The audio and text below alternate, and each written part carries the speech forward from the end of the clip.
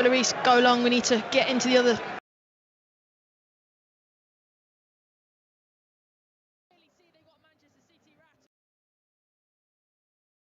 Louise, go long, we need to get into the other half.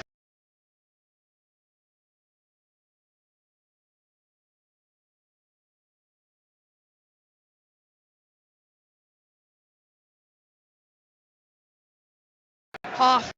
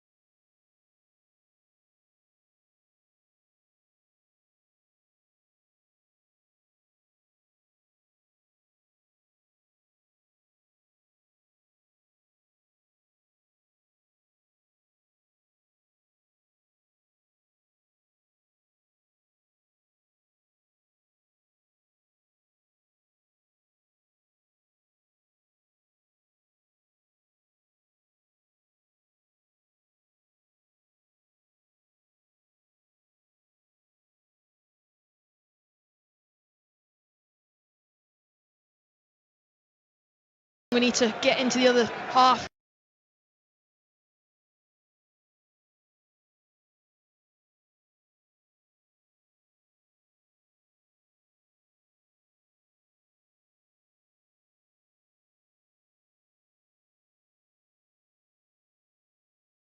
An effort is agreed following the US-led withdrawal. A government scheme is being set up to find out how much natural protection people develop after becoming infected with COVID-19. Home blood tests will be offered to thousands of adults who get positive PCR results to measure their levels of antibodies. And 5 people are being treated in hospital after 2 vehicles crashed into a crowd at a car meet in Lincoln last night. Police say the vehicles were travelling at high speed at the time. There's a big group of people that feel like hip-hop isn't for them. For the love of hip-hop with Romesh Ranganathan. Basically, it's all about why I love hip-hop and why you should too. We'll have everything from golden era bangers Don't believe the hype. to the modern day greats and everything in between. Blame it on my juice, baby. If you were about to go to a dinner party and they were going to be talking about hip-hop, you listen to this show and you can turn up and people will go, oh my gosh, did you hear how Andrew knew everything about Run the Jewels? For the love of hip-hop with Romesh Ranganathan. Listen now on the BBC Sounds app. This is 5 Live Sport. With Steve Crossman. Two more goals to tell you about in the Scottish Premiership. I was about to tell you that Hibs look like they're on their way to their third win from 3 games because they were leading Dundee by 2-1, but Dundee have just equalised. Paul McGowan with the goal, 7 minutes to go. Before that game, Hibs the only team in the Scottish Premiership with a 100% record. They've still got time to get the winner though. Final day of the Women's Open at Carnoustie, the last major of the year. Let's bring in our golf correspondent, Ian Carter. Ian, good afternoon. Good afternoon, Steve. Stacked leaderboard. Are we going to get that grandstand finish? Well, it all points towards it, doesn't it? We've got a couple of Scandinavians at the top. Anna Nordqvist, a proven major winner at 9 under par.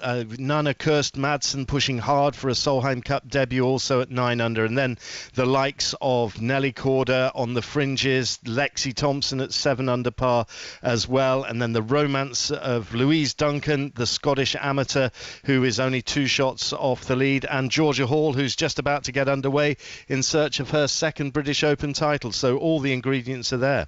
When Carnoustie wants to, it can cause you a heck of a lot of problems, particularly when there's a bit of inclement weather around. Yes, it can, but I don't think that's going to happen. Yes, the course can bite you. You can get into the deep pot bunkers, but that will be largely your own undoing today. Once again, very little wind and the best conditions of the week because the clouds have melted away. There's lovely sunshine on the links. It's plenty warm enough as well, only the gentlest of breezes. So perfect scoring conditions, especially given the heavy rain that we had yesterday, which has softened the fairways and the greens. It means the players can be aggressive, and it may well take aggressive golf to win this. Someone from the pack, Alexi Thompson and Nelly Korda, if they can get the putter on fire, they could bolt through that pack. There were 14 players within 3 shots of the lead heading into this final round, so I'm expecting aggressive golf to be the brand of the game that will win this title. I found myself a bit earlier today thinking about Justin Rose as an amateur, nearly winning the Open Championship. And the reason that crossed my mind is there's a great story around Louise Duncan. There is, and she could win. Well, she can't win £640,000. I mean, it was the big story coming into this, the inflated prize fund. How ironic would it be if the champion were then unable to take the spoils?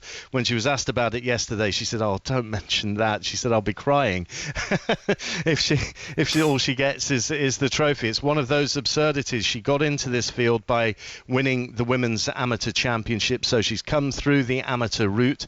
So ineligible for the prize money, but more than eligible for what would be an absolutely glorious story. You have to go back to 1967. Catherine Lacoste, who won the US Open as an amateur. Actually, the first Women's Open was won by an amateur as well back in 1981, but that was long before this became a major in 2001. So it really would be an extraordinary story if she were to get it done. She has played brilliantly so far. Yesterday, 68, finished with a birdie. Really loud roars echoing across the golf course when that went in. She didn't hear them. She was so much in the zone. She said she was going to watch the highlights on BBC Two just to take them in late last night. So it's a great story. It's asking an awful lot with such a stacked leaderboard, but you never know. She's looking very composed on the range at the moment. Thank you, Ian. That's our correspondent, Ian Carter. We've got live commentary with our team of Ian, Sarah Mulkerrins and professional Sophie Powell on 5 Live Sports Extra. The commentary gets underway at 3 p.m. Our first Premier League commentary of the day is 17 minutes away from St Mary's. Southampton versus Manchester United. Great story for Southampton fans this week. Their captain, James Ward-Prowse, who's been linked with Aston Villa earlier in the summer, has signed a new 5-year contract. So Nedum and myself spoke to his manager, Ralph Hasenhüttl, to talk about why his captain is so important. Everybody knows about his strength with his maybe one of the best free kickers in the world, definitely. His technique is outstanding, but his value for us is more than only taking a few free kicks. By the way, we don't get enough around the box, so then I'll score more, I think. But he's also with his professionalism and his intense way of playing football, something like a role model for our way of playing football, and this is why he's so important for us. And earlier on in your managerial career, were there other players who had the same sort of history at their clubs as you find with James Ward-Prowse now? I mean, you normally always have in your team one or two of these players. They are super professional, do everything 100%, work every day, are always positive. Everybody loves them. I think you have in every team you have players like this. Maybe on a different level. In the Premier League, it's even more. I had mentally similar players, but they haven't been footballing so good because otherwise they would maybe also have played in the Premier League. So sometimes one of these parts for the quality is missing, and then you end up in I don't know where I have managed in League 3 or League 2 in Germany. When you have everything, then you make it to the top, and then you deserve to be there. You know, when a new player comes into the dressing room, a new signing, Ralph, do you lean on James to be the guy who can tell them, both with the way he plays and the way he talks, what it means to be a Southampton player? I think this happens automatically. I don't have to tell him to do this. He knows what he has to do. He's very far in his behaviors for being a captain for this team, and has some good bodies around him. They help him to do this. We have a few very experienced guys in the team who he loves to talk to. Ori, for example, Longy, Theo Walcott. We have a few really experienced guys now, and we have, I must say in a moment, a fantastic atmosphere. It's always easy in the preseason. Yes, you don't have a Premier League game but you can lose.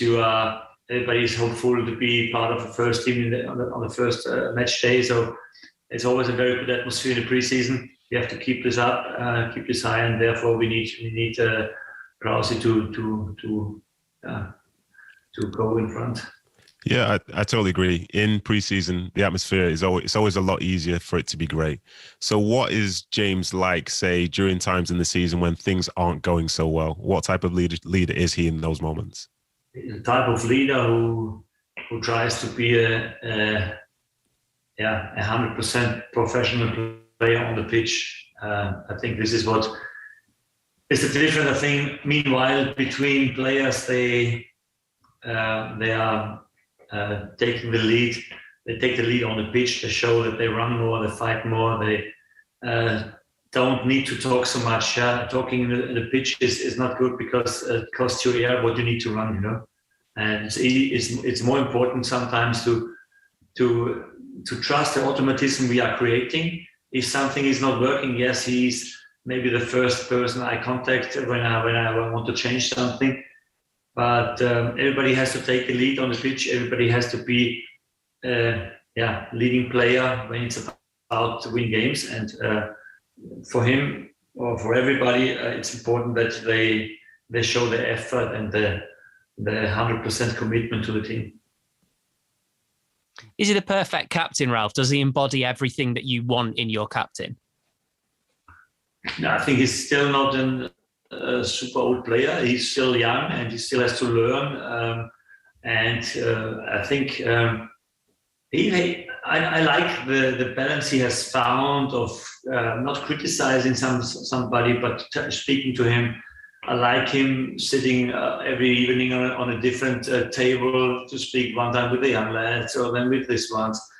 There's not really a group he belongs to. He tries to split it up also with the foreign players. So the behavior, I think, is a quite good one. And finally, everybody respects him, yes. I'm really interested, Ralph, in what you said there about James Ward-Prowse going between the different tables to talk to different groups of players, to not have sort of cliques in the dressing room. Presumably that's just something he did on his own without you having to tell him. So it must be nice just to sit there and watch him do it. Yeah, you can be sure that we see things or we are looking for those things without speaking about them. But I like to see in the moment also the commitment we have here. I think this is always this must be our biggest strength, that we are better committed, better atmosphere maybe than other clubs, because we have our limits as a club and we must do something a little bit different. And it's always nice to see, nice to watch when you sit around. We are talking about that. It's not only him. We have in the hotel or when you eat in the training ground, never the same table all the time. We change all the time. There's no group, or it's always separate or something.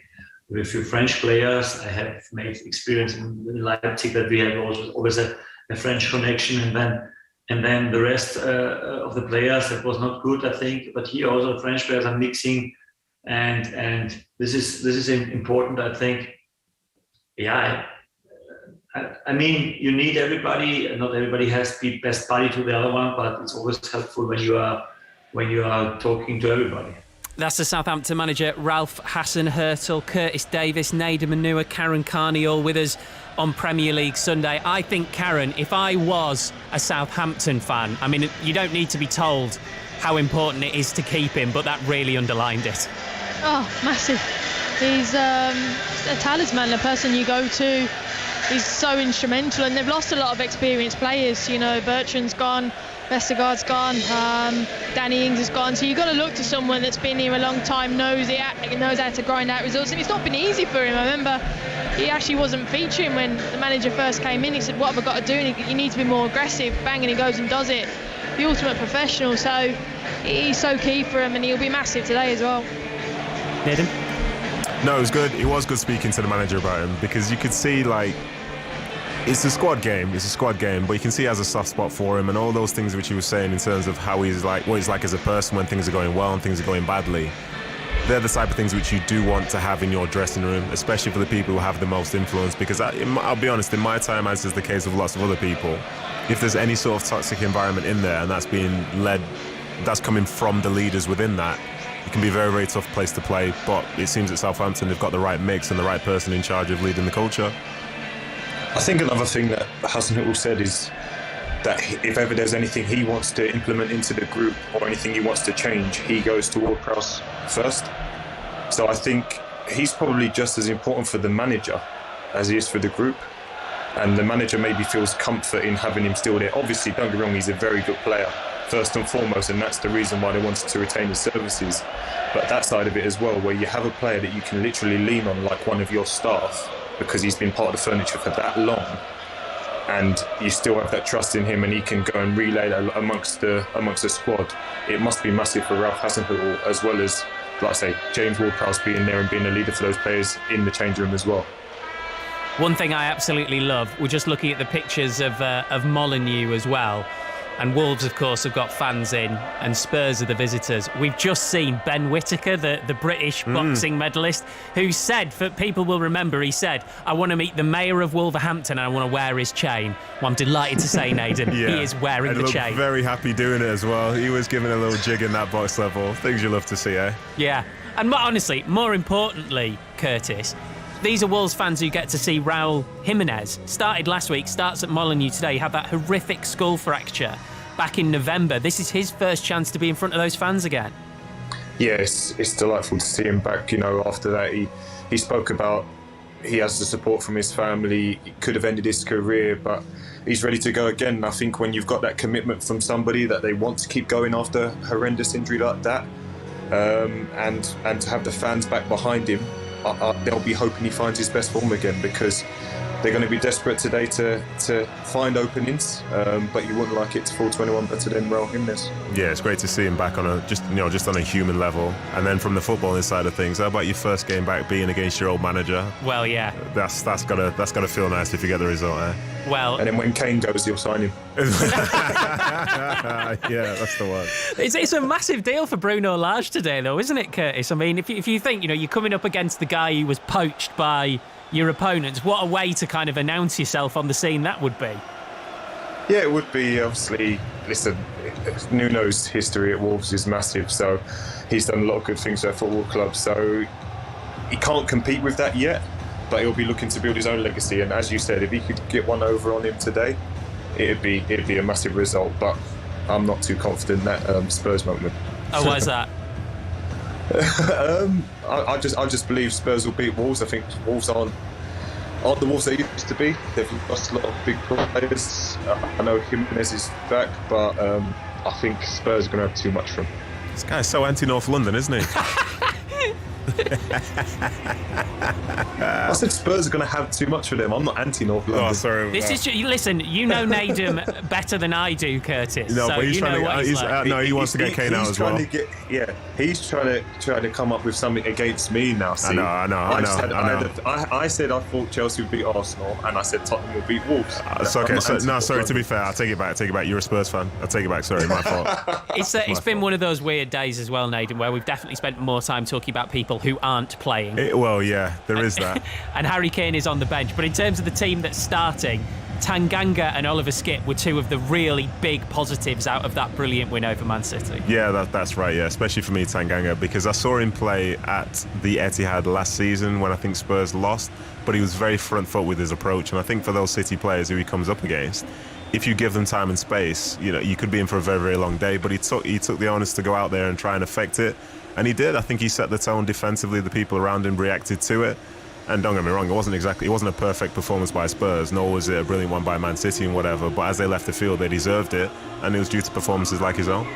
Right, I can tell you that the teams are just making their way out of the tunnel at Molineux. We probably won't get much of a noise first of all because it's Tottenham that are coming out, but in a few seconds Wolves will be back at Molineux with fans. They'll welcome their captain Conor Cody, and I'm sure there'll be a roar for Raul Jimenez too. Sahel Sahi's there. Yes, Steve, Molineux is jumping with excitement and anticipation as the two sets of players head out of the black extended tunnel and into a cauldron of pyrotechnics and dance music. It's close to capacity, 31,000, and it's the Wolves fans' turn to welcome their team after an absence of 17 months. Hugo Lloris, who is leading the visitors Tottenham out, he's making his 300th Premier League appearance, a club record, and his manager Nuno Espirito Santo, he's arriving back to Molineux after 4 years spent here at this famous old football club. He led them out of the Championship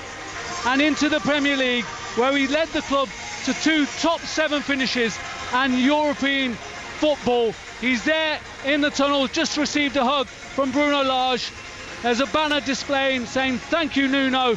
He did really well here. People forget he finished 7th and 13th, and also Europa League football here at Molineux. Wolves versus Tottenham, we're about to get underway. And Harry Kane obviously is headed straight for the substitutes bench, but just before he finished the warm-up, he was speaking to Spurs fans and signing a couple of autographs and posing for a couple of photos as well. So Sahel will keep us up to date on what's happening in that game between Wolves and Tottenham Hotspur. We've had Curtis Davis and Nedum Onuoha with us on Premier League Sunday. Thank you very much, gents. Pleasure as always. Just hopefully see you at some point in the future, pal. Well, if you start, bigging me up a bit more, yeah. I love Steve Crossman. See you in a couple of weeks. I do too. You can both come back. Nedum Onuoha and Curtis Davis. The teams are also out at St Mary's. It's our first commentary of this Premier League Sunday. Southampton versus Manchester United. And Karen Carney is alongside Robin Cowan. Thank you, Steve. It's good to know you hold so much sway. We'll keep that in mind.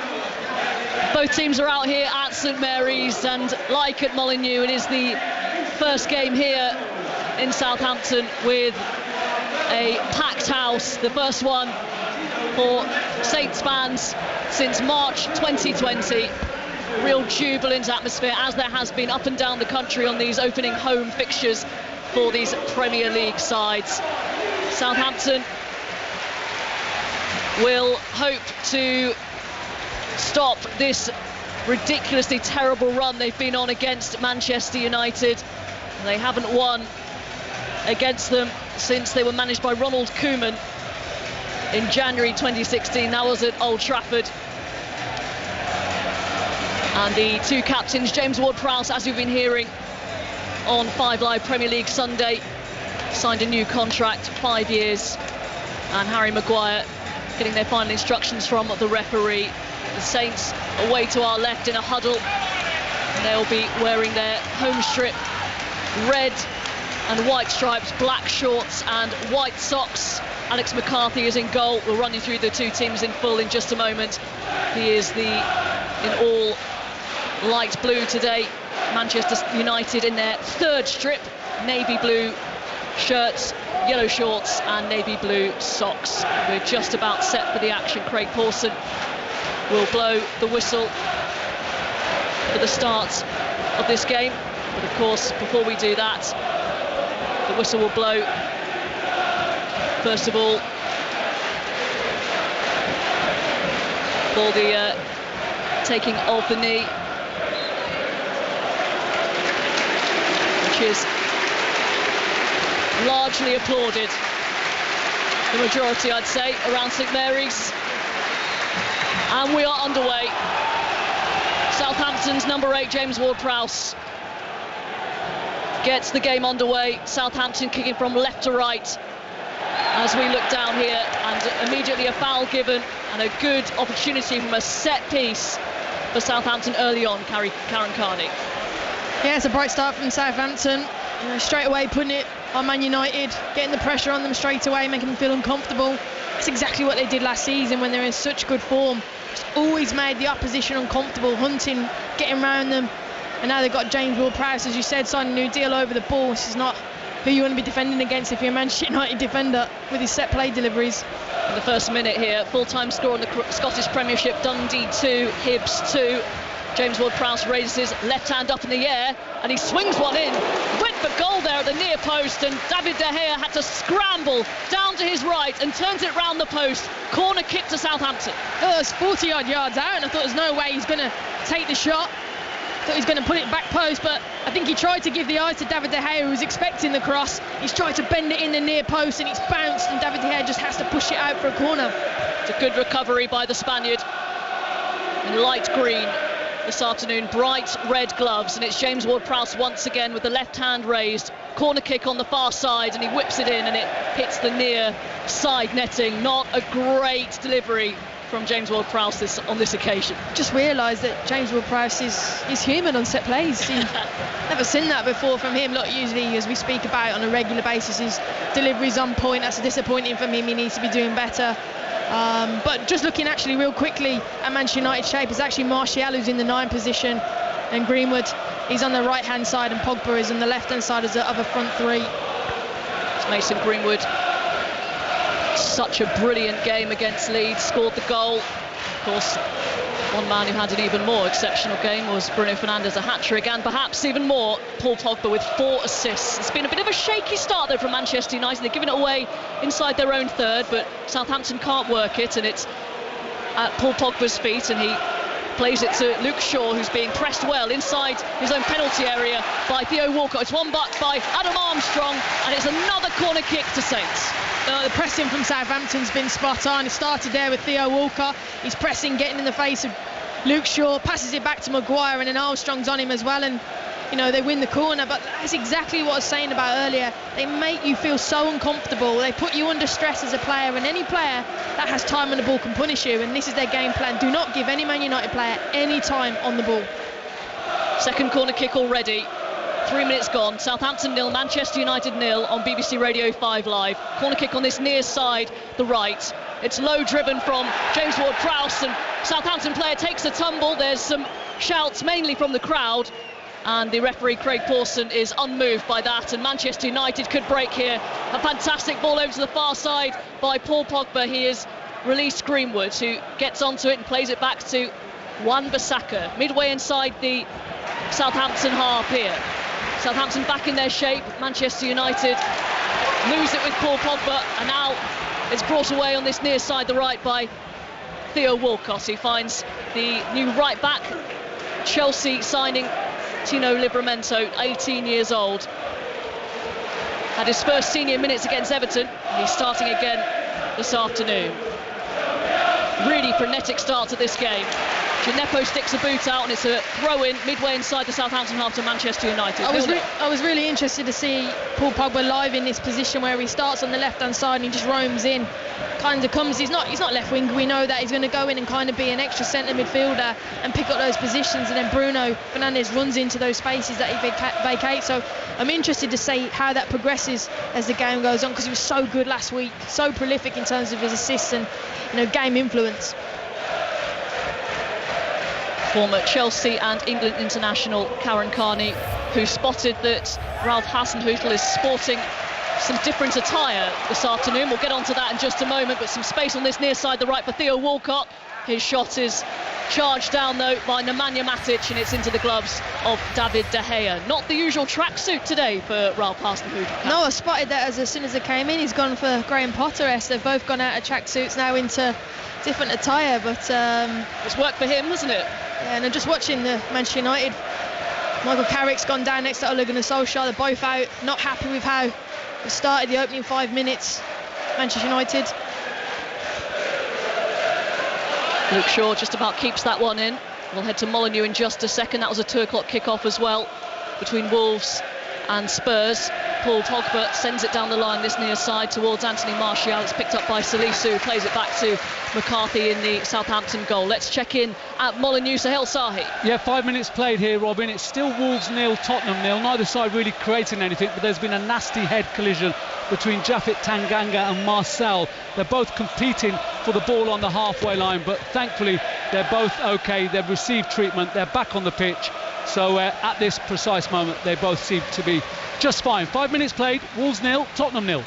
Goalless here at St Mary's between Southampton and Manchester United, and Craig Pawson spotted something he doesn't like, and it's a Manchester United free kick in a dangerous area over on the far side, about midway inside the Southampton half. I think Fred was just caught on the back of his foot from Perrault. Just caught him. So I think it's just the eagerness, you know, you're probably your home debut. You get in there, as we said, the game plan, hunt and hassle, just like the manager. Just a little bit nick there on Fred. The set piece over on that far side. It's going to be swung in by Bruno Fernandes. Right-footed, it's deep and it's towards Lindelof, and it's put over the bar, onto the bar, and scrambled off the line. How on earth did that not go in? Maguire off the bar, and then somehow Southampton survived that Manchester United attack. They were inches away from taking the lead. The watch clearly didn't go off, it's still 0-0. Wow, I don't know how that didn't go in. First of all, the free kick was absolute spot on from Fernandes, out swinging free kick, right on the money. There was 3 Manchester United players. Lindelof was at first, didn't make the contact with it. I can't see who made the actual contact where it came off the crossbar. Just watching it back now, it was Pogba. It bounced up at him because it was unexpected. He's hit the crossbar, and then the rebound came out to Martial, and it was cleared off the line. Outstanding from Salisu, great positioning there. Big chance. It was a Salisu who was on the line who prevented it from crossing it and then cleared away. And after a bit of a nervy start, Manchester United finding their feet here. They have possession inside the Southampton half. Here is Matic, the Serbian, who is making his first start of the season in for Scott McTominay this afternoon. United trying to work something here. Fred lays it back off Greenwood, who doesn't quite catch it. Wide of the post, Southampton goal kick. He looks sharp. Greenwood really sharp. I always prefer him in the number 9 because I just think he's so prolific. But he's, as I said, he's starting on the right-hand side, cuts in onto his left-hand foot, gets a 1-2 off Fred, and just kind of slashes at the shot. Be disappointing because usually so clinical, but that's his game plan today, coming in and getting the early shots off. And that's the second time this afternoon Alex McCarthy's kick hasn't reached the intended target. And Manchester United have the ball back.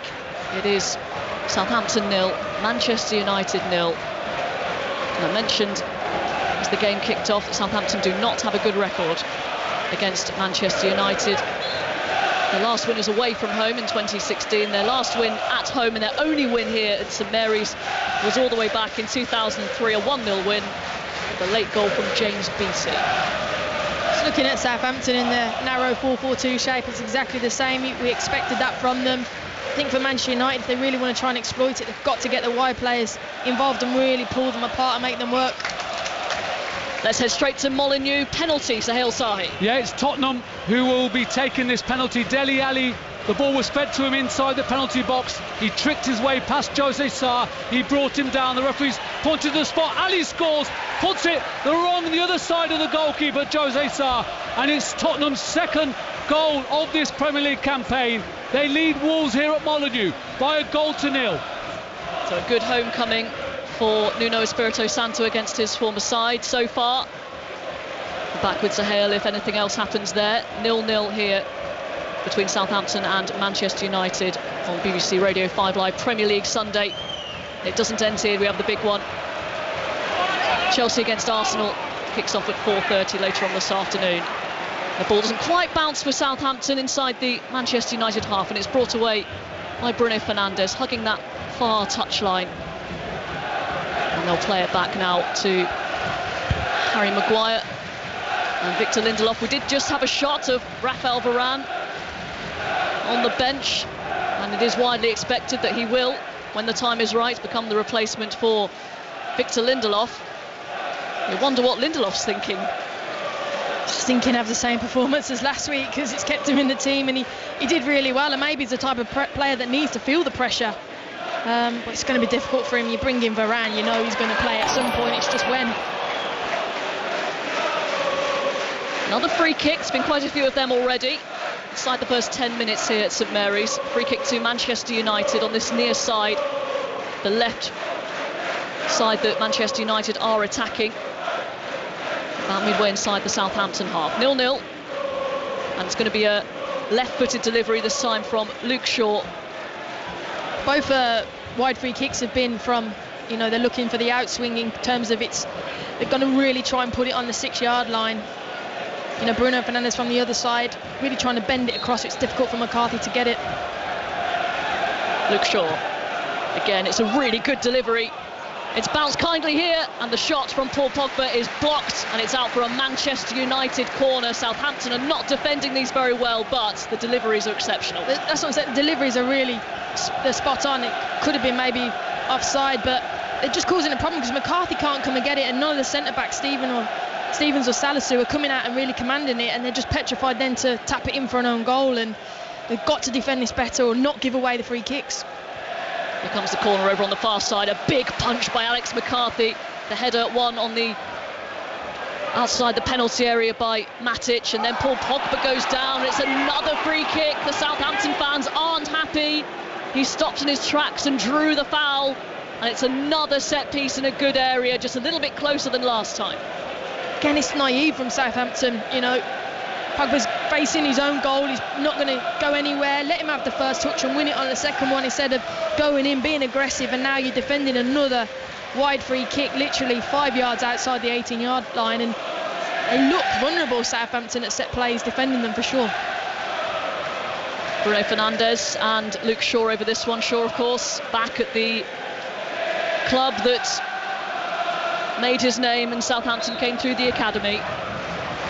It's Shaw who raises his right hand, left-footed delivery towards the back post, and it's a free header for Pogba. He can't keep it down. Big opportunity missed. Again, they were targeting him. Luke Shaw's putting his hand up. He knows it's for Pogba. Pogba's unmarked. He's got a free run, and then he's in on the 6-yard line. He just can't get the header down. There's a good whip on the cross. He's unmarked. Just can't get it down to cause McCarthy any issues. But again, there's warnings. I always say warnings. It's been 3 or 4 now, and it's only been 13 minutes into the game. They have to stop giving away these set plays, Southampton. Ole Gunnar Solskjaer takes a seat in the dugout, looking a little bit more relaxed now, having endured a couple of minutes that weren't so great. Adam Armstrong tried to be slipped through, and his touch just lets him down, takes it away from where he wanted it, and Manchester United come forward, and that is an exquisite pass outside the right boot by Paul Pogba to find Martial. It's dinked over the top for Martial, who'd made the run. Little 1-2 from Fernandes, but how about that for a pass from Pogba? Oh, it's ridiculous. He makes it look so easy, but I'm telling you, it's not easy. Outside the right foot, backspin, curl on it, into the path of the centre forward, so he doesn't have to adjust his run for Martial. And then it just kind of, Martial's touch wasn't quite on it then, and it kind of faded out. But wow, he's on the money at the moment, Pogba. He's really and this position suits him, I think. Ball over from the far side by Fred, tried to pick out Shaw, but it's cut out by Theo Walcott. Inside now to Romain Perraud. Even then, Luke Shaw was out of the game, and Pogba's gone back at left back and filled in for him. You know, a lot of the time that's unnoticed from people how much work he does, because being a wide player in the position, it's a lot of running. He goes in as a centre midfielder. He's got to track back. He's really top. I really like his position for him. I believe it was the left side where he was most comfortable when he was at Juventus that got him the move back to Manchester United, but looks like he's carried on from where he's left off last week with his 4 assists against Leeds United. Heard a journalist this week saying when he's in this mood with his passing, it's like he's turned the gravity off. I think as well he can take more risks, slightly more right on the flank, you know, and he's got the protection of the other centre midfielders. When he plays centre midfield, if he has that risk element, which is a good thing, that's why he's in the team, if he makes that one pass that's too risky, it's too much of a consequence. Southampton giving it away in a dangerous area. Fred trying to slip it through. Good recovery from Livramento. Stuck a boot out just in time as Pogba had made the run inside the penalty area. 0-0 still. Manchester United turning up the pressure here at St Mary's. A light breeze, but sunny day here on the south coast. Manchester United finding their rhythm. Harry Maguire on the halfway line.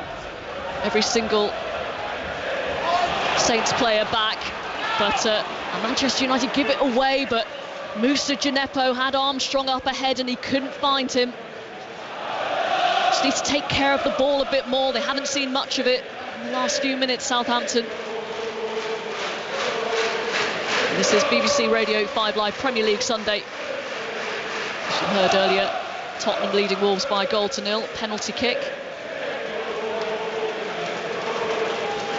Here at St Mary's, 0-0 between Southampton and Manchester United.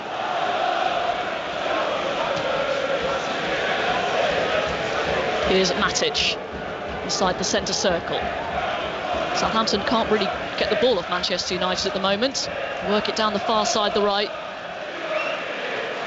Here is Fred, scored a very rare goal against Leeds, and he's put it out of play. A sloppy pass there. That spell of possession comes to an end. Yeah, I think it came to Matic and his touch wasn't on and he slowed the attack down for Man United. Then they have to go into a building phase. I think if they can just get it and hit the high point, they're your exciting players in Greenwood, Fernandes, Martial, Pogba. I know you have to build it as soon as you can. Be direct. That's when Man United are at their strength, and it makes it easier then for Southampton be compact and narrow and defend better. Ironic cheers, a foul given on Shea Adams and Nemanja Matic. Saints fans clearly feel they've been hard done by. It's been another weekend, Karen, where the home sides have gone unbeaten so far in the Premier League. And you can see why with the home fans coming back. It's a deep cross, it's not a bad one, but no Saints player there to get onto it. Theo Walcott, though, battling with Luke Shaw. The bounce of the ball favours Shaw, who plays it off Theo Walcott right on the corner flag and wins the throw-in. It's going to be a good little battle between them two, Theo Walcott and Luke Shaw. Luke Shaw's getting a big applause from the Manchester United fans he's just playing in front of. But yeah, it'll be a really good battle. Theo Walcott looks quite sharp. Oh, this could be an opening, perhaps. A little bit of a hospital back pass towards De Gea, who deals with it well, though. And Southampton, who look like they've got the press, as you said, Karen, spot on in the first few minutes, just haven't found it again, although that could be an opening again. Bit of a slack pass by Adams this time.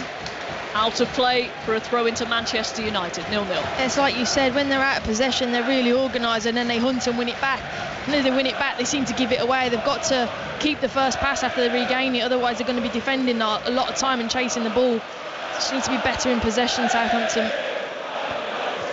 Stevens back to McCarthy. The Southampton goalkeeper started the final 3 games of the season, battling out with Fraser Forster for that number 1 shirt. Looks like McCarthy has got it. The general feeling is that his distribution is slightly better. Pogba. Oh, he's so good, isn't he? Turning away from challenge after challenge and still finding the pass. McCarthy under pressure from Martial. And McCarthy's goal kick goes out of play. How do you stop Pogba when he's in this mood? Do you have to have someone man marking him almost? No, at the moment, I mean, look, they haven't really hurt McCarthy, Manchester United so far, so as much as he's getting into the rhythm and groove, they're containing him, and that's what they do. But here's Luke Shaw drifting inside and now finds Martial, and Martial tries to poke it through to Pogba, and the flag has gone up on that far side. It went up very quickly. they'll be aware of it.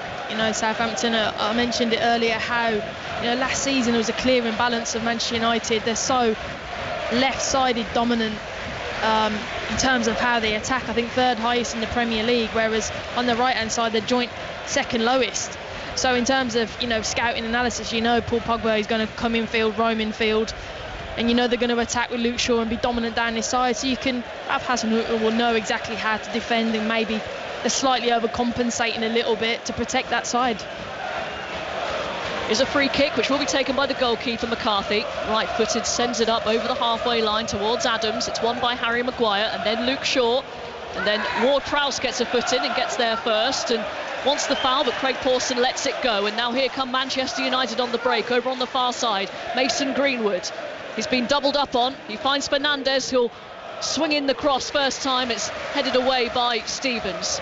Recycled over on that far side to Aaron Wan-Bissaka. Now Fernandes inside to Fred. Nice little triangles, and Greenwood was making the run, but he's tracked well by Perrault. Oh, and that's a good little turn by Pogba. He tried to square the ball towards Martial. It's blocked and out for a Manchester United throw just a few yards away from the corner flag over on that far side.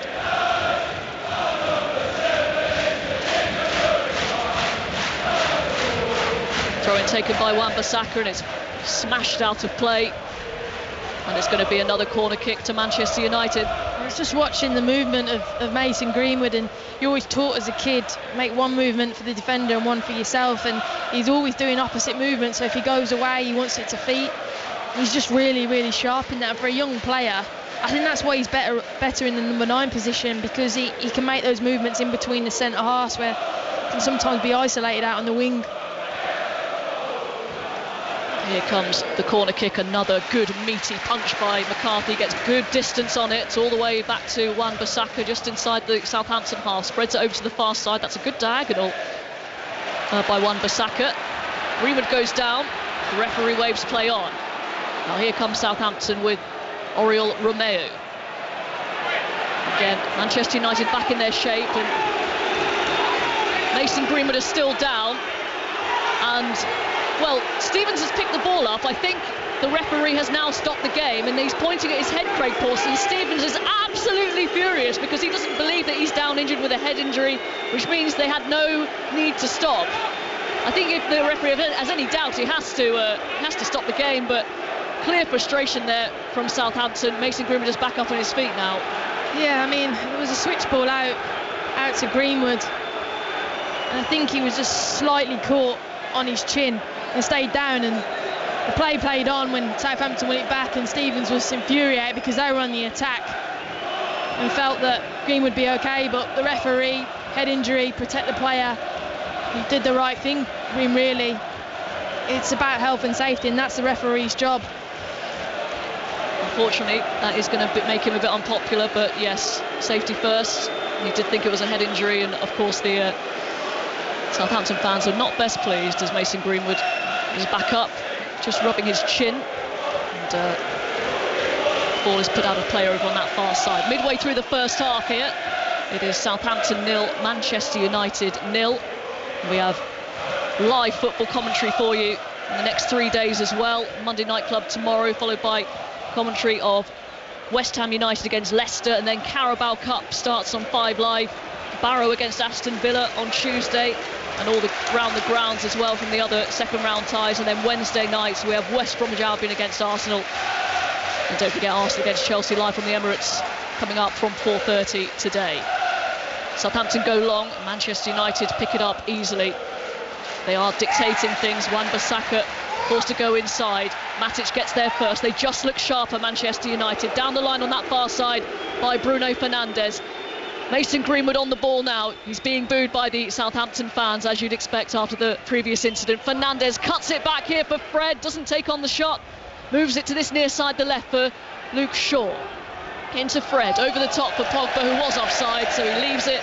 Another Southampton goal kick. Have to applaud the defending from Southampton, because as Manchester United are breaking on the counter-attack, they get back so quickly. Southampton, they go narrow, the defender width of the goal and make it difficult, and Greenwood has to go back, and then they're back in numbers really quickly. So You know, everyone saw last week how quick and devastating Manchester United are on the counter-attack, but Southampton brilliant in their recovery runs there to nullify it.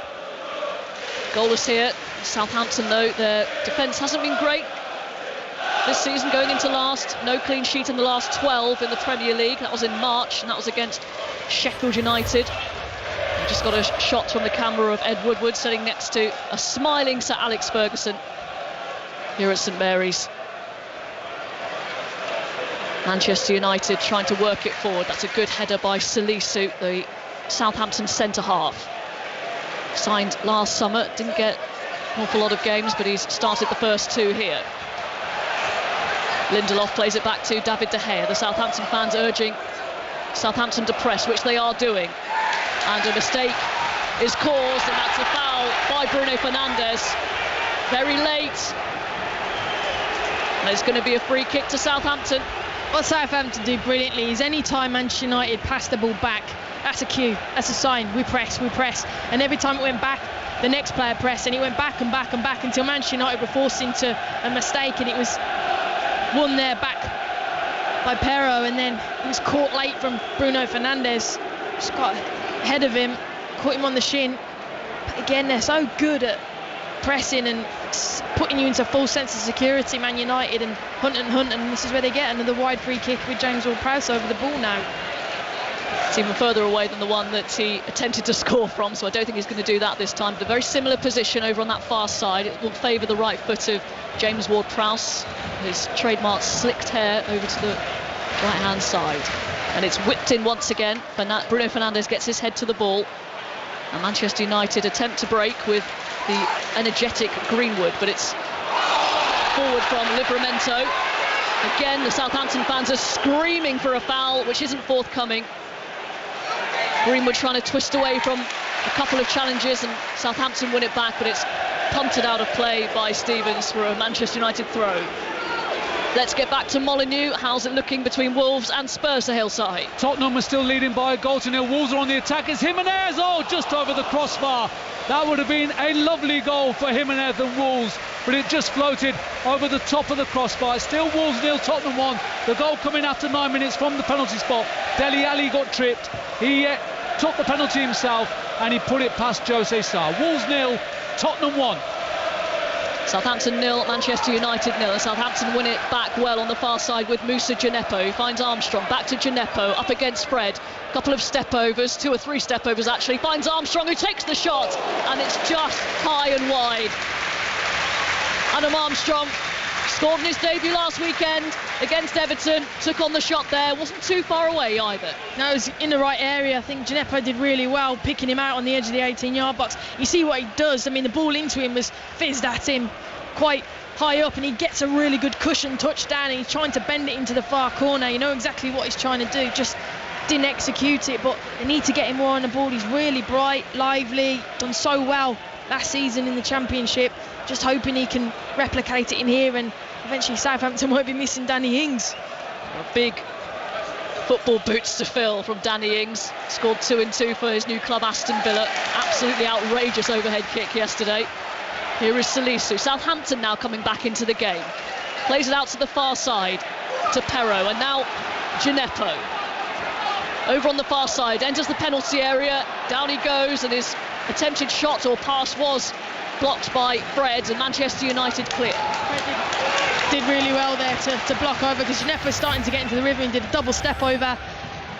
Tried to get it on his right foot, and the shot was coming off, and it was just blocked there from Fred, who was in the right position at the right time.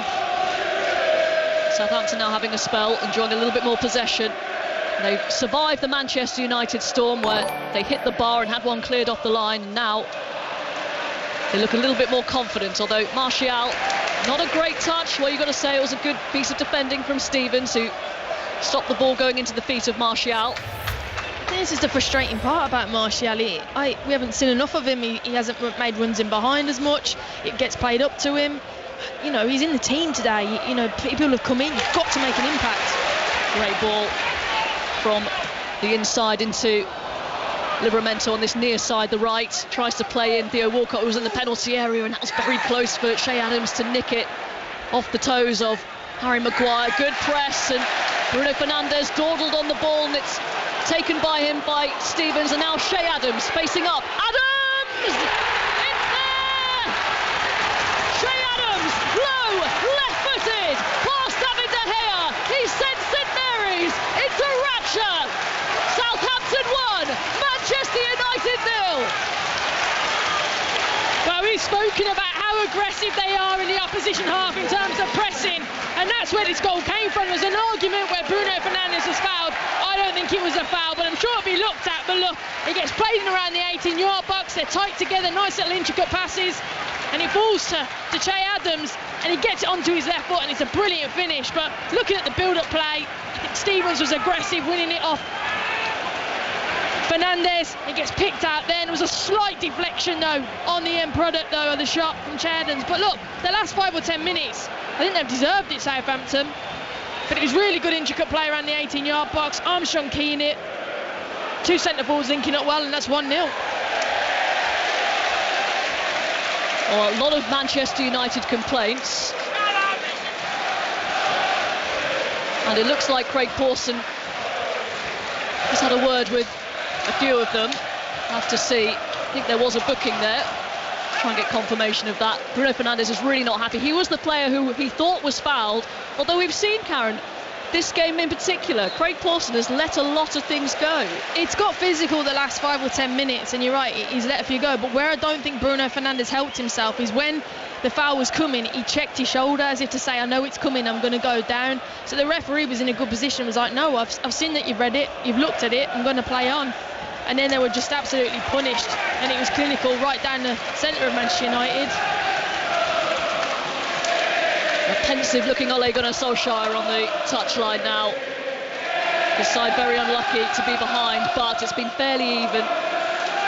Very cut and thrust, ebbed and flowed, and it just flowed towards Southampton, and they are the ones who took advantage when they've been on top. I remember being here last season when they played each other, and again Southampton were uber physical and Manchester United just didn't like it, and in the second half they came out and made changes and competed better. Here comes Pogba, gets away from his man and crosses the ball in left side of the penalty area. It's over to the far side now with Greenwood.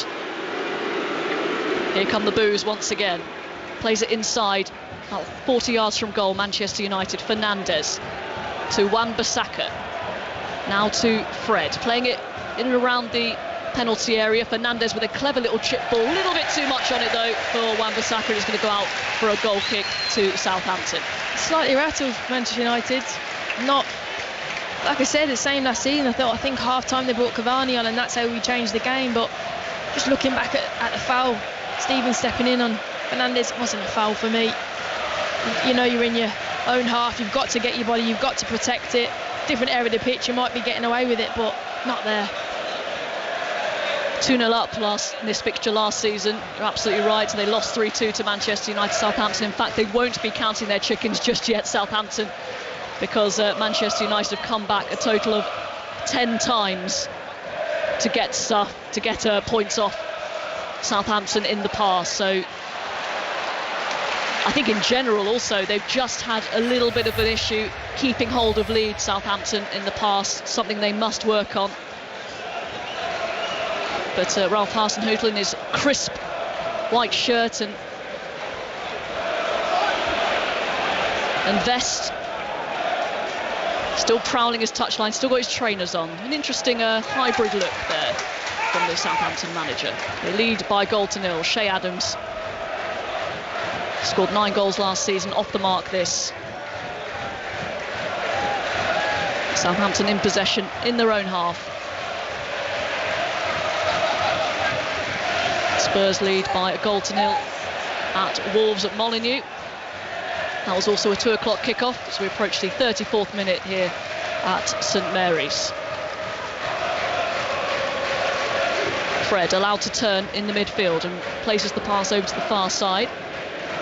And it's a ball looking for Pogba, and Alex McCarthy did just enough to get there first. Seeing how Manchester United are responding, looking, Solskjaer's come out. His technical area, he's not happy. at all with how they've performed. They just haven't, like I said, it's the same thing. They haven't probably earned the right to play. They haven't matched the battle. Just over 10 minutes remaining of this first half. Southampton 1, Manchester United 0 on 5 Live. Premier League Sunday, 4:30. We have commentary of Arsenal against Chelsea. Will we see the second coming of Romelu Lukaku? I'm sure the Arsenal fans will hope not. Lindelof in possession for Manchester United. Finds his centre-half partner, Maguire, into the feet of Fred, who is being closed down by Adams. And Craig Pawson motions that Adams was tugging his shirt. And I'll tell you what, if he didn't give that, Southampton would have been in again. I think Manchester United got to go a little bit more direct. They're playing into the middle, but Southampton are so compact in their 4-4-2. They're really, really narrow. And Luke Shaw's free. Paul Pogba's in the little pocket space. They keep playing tight. Got to get it out wide because, again, look, played it centrally, it's been congested, and they lose the ball. They've got to get more width to the side, Manchester United, and then once they open Southampton up, then you can play through the middle. Saints weathered the storm. Now they are getting decisions. Things are just falling their way, leading Manchester United by 1-0 here on BBC Radio 5 Live. Here is Livramento, former Chelsea player, tripped by Pogba. 2 fouls in quick succession, and some of the fans next to us want a bit more of a talking to Paul Pogba. So just watching the assistant manager of Manchester United is saying to the centre-backs, hit more diagonal balls, longer diagonal balls. It's interesting.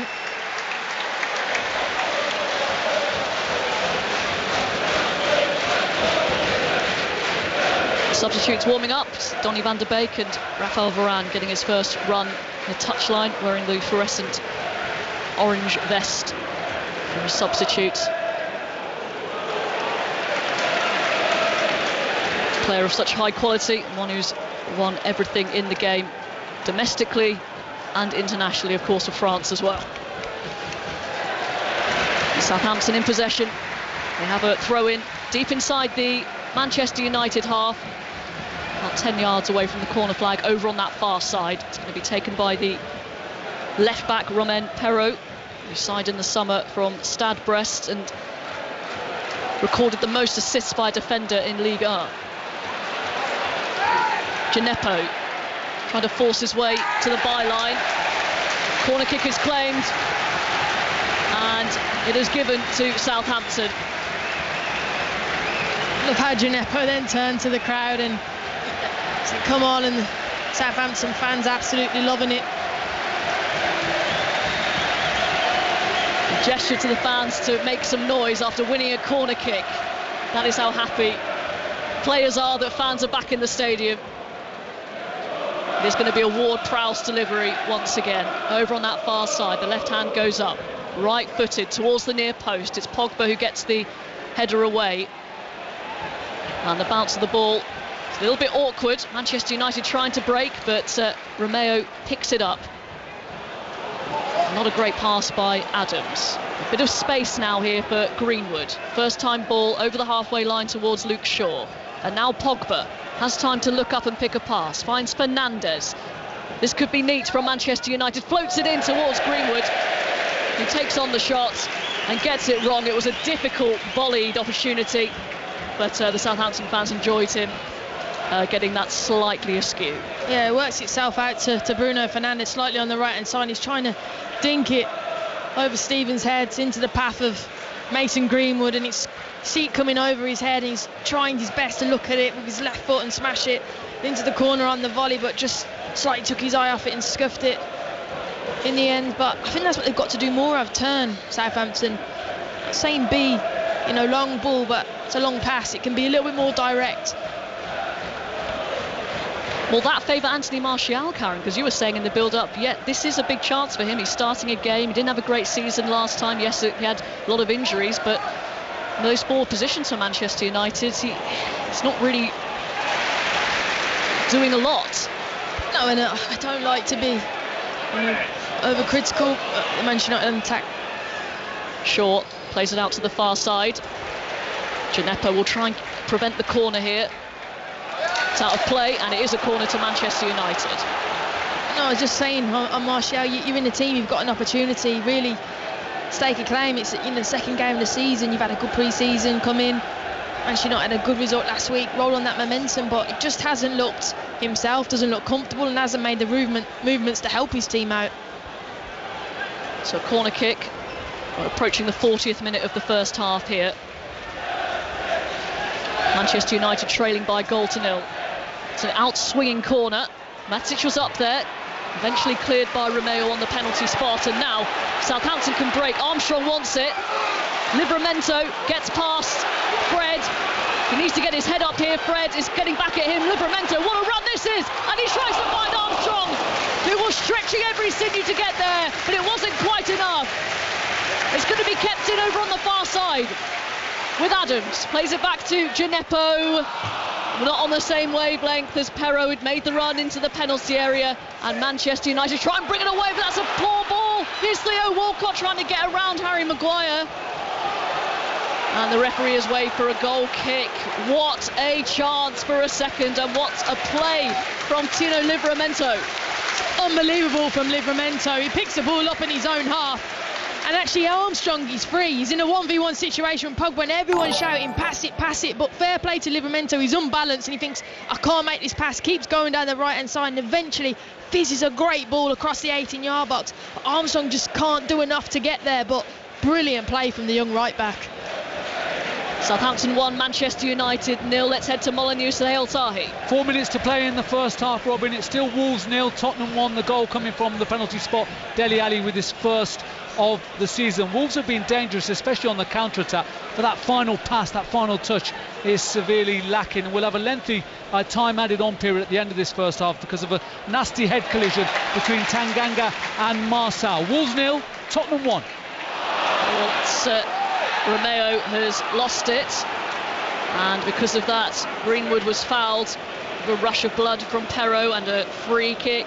This isn't a shooting position for Manchester United. Yes, poor from Stevens giving it away, literally 20 yards out from his own goal, central.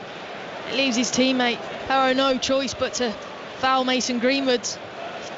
You do all the fantastic work, Southampton. You defend well and you just give a sloppy sideward pass, square pass. You cannot afford to do that. Golden rule: do not give the ball away in your own half, and certainly not a square pass. So a few candidates lining this one up about 30 yards from goal here. Ward-Prowse trying to get in on the conversation. He's trying to listen in to what they have planned. He has that in his locker, doesn't he, James Ward-Prowse? He's a sort of under the radar certain house, I'd say. Well, like I said earlier, he wasn't in the team when Ralph Hasenhüttl came in, and he knocked on his door and said, what do I need more to get in? He's like, you need to be more aggressive and a bit more savvy. So he's definitely added that to his game, has played pretty much every game since. He looks like such an angel, doesn't he? I think that's why we don't expect it from him, but I think I remember he's had quite a few runnings with Wilfried Zaha in the past, and you see that again when Southampton face Crystal Palace during the season. It's going to be Fernandes is one of the candidates here to take on this free kick, and the other one is Fred, left-footed. I think Bruno Fernandes, having scored a hat-trick last weekend, will want to take on the shot. Craig Pawson just checking the wall, is the regulation 10 yards away. Paul Pogba there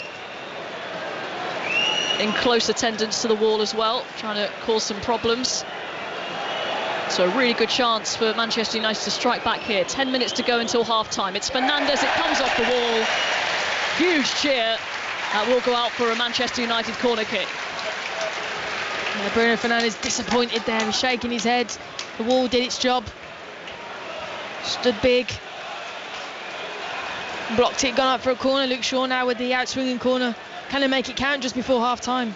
We should mention that Bruno Fernandes was booked after the goal for his complaints. It's left-footed from Luke Shaw, and it was Matic who got there, the header downwards, and it's an easy take in the end for Alex McCarthy, low to his left-hand side. Oh, look, it's a brilliant ball in, and again Matic goes in, he's unmarked, he kind of goes round from the back post. This has been a problem, we said it early on, he's came from the back post, he's unmarked, he gets up a free head 8 yards out, he's got good height on it, heads it down, just the pace wasn't on it, and he bounced, and McCarthy was comfortable getting down and saving it, but cannot keep allowing players to go around the back post and free and get free headers and not be punished at some point during the game.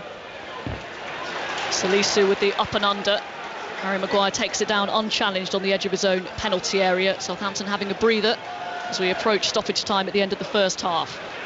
Really good game of Premier League football this. It's Southampton who started the better, then Manchester United had a really sustained spell of pressure, but then Southampton came back into it and managed to get their goal. Shea Adams, his first of the season. United though looking dangerous as we approach the latter stages of this first half. Here is Lindelof inside to Matic, who's dropped deep to make a sort of back three for United. Maguire sends it out to this near side to Luke Shaw, who's looked very sharp on his return to his boyhood club. The border's gone up and it's 2 minutes of stoppage time at the end of this one. Sounds like it's going to be a lot more at Molineux for a head injury. Spurs leading by a 1-0. Southampton have nicked it once again in a dangerous area, but Romeo's touch lets him down. He was looking up for his options and he lost the ball while he did that. Maguire, first time pass from Fernandes into Pogba on this near side, the left. Not on the same wavelength as Martial. The Saints fans absolutely love that. Martial drops his shoulders, he looks frustrated. It's going to be a Southampton throw, which they'll take their sweet time over. Ole Gunnar Solskjaer's gone and sat down on his bench, speaking to Michael Carrick. Not happy one bit. Just haven't been able to stamp any authority on the game, and especially in the last 20 minutes of this first half. Southampton have been the better team and definitely put their stamp on the game for sure. So Lindelof, Swedish international. 5 minutes added on at Molineux will be a Sahel Sahi at the conclusion of the half, unless something happens in that 5 minutes of stoppage time between Wolves and Spurs. 1-0 here to Southampton. Another misplaced pass, this time by Harry Maguire. And again, must be strange for players, Karen, when your every mistake now is sort of jeered, so you got used to not having that for 18 months. You called it about the home advantage early on, and you definitely see it, the confidence in the shift. And you know, when there's no fans here pressing and hunting, it's a big ask at times, but when your crowd's behind you and cheering you on at every press, every time you put the opposition under pressure and you force a mistake, just gives you that extra oomph, and that's what you've seen in the Southampton side as the game's gone on. Ball is in the Manchester United half, in their possession. Lindelof, he's got Aaron Wan-Bissaka over on the far side. Here is Wan-Bissaka, and that is it. The first half high on chances, but the one that was taken was by Shea Adams of Southampton. Beautifully taken, left-footed past David De Gea. Manchester United have had their chances. They've hit the bar, they've had one cleared off the line, but they trail at the break. Karen Carney. Yeah, Manchester United started the better side in 20 minutes, as you said, had some chances, but then Southampton grew into the game and were really aggressive, and Manchester United just didn't like being put under such discomfort. And then a little bit of, you know, you'll see later on Match of the Day perhaps the foul perhaps on Fernandes. I don't think it was. Play carried on and they were just punished then, Man United, and really good intricate play around the 18-yard box, and it was clinically finished off. Slight deflection from Shea Adams, but sometimes you get your luck when you press and you hunt after the ball, and that's exactly what they've done. Work for United to do at the break. Half-time here at St Mary's. Southampton 1, Manchester United 0.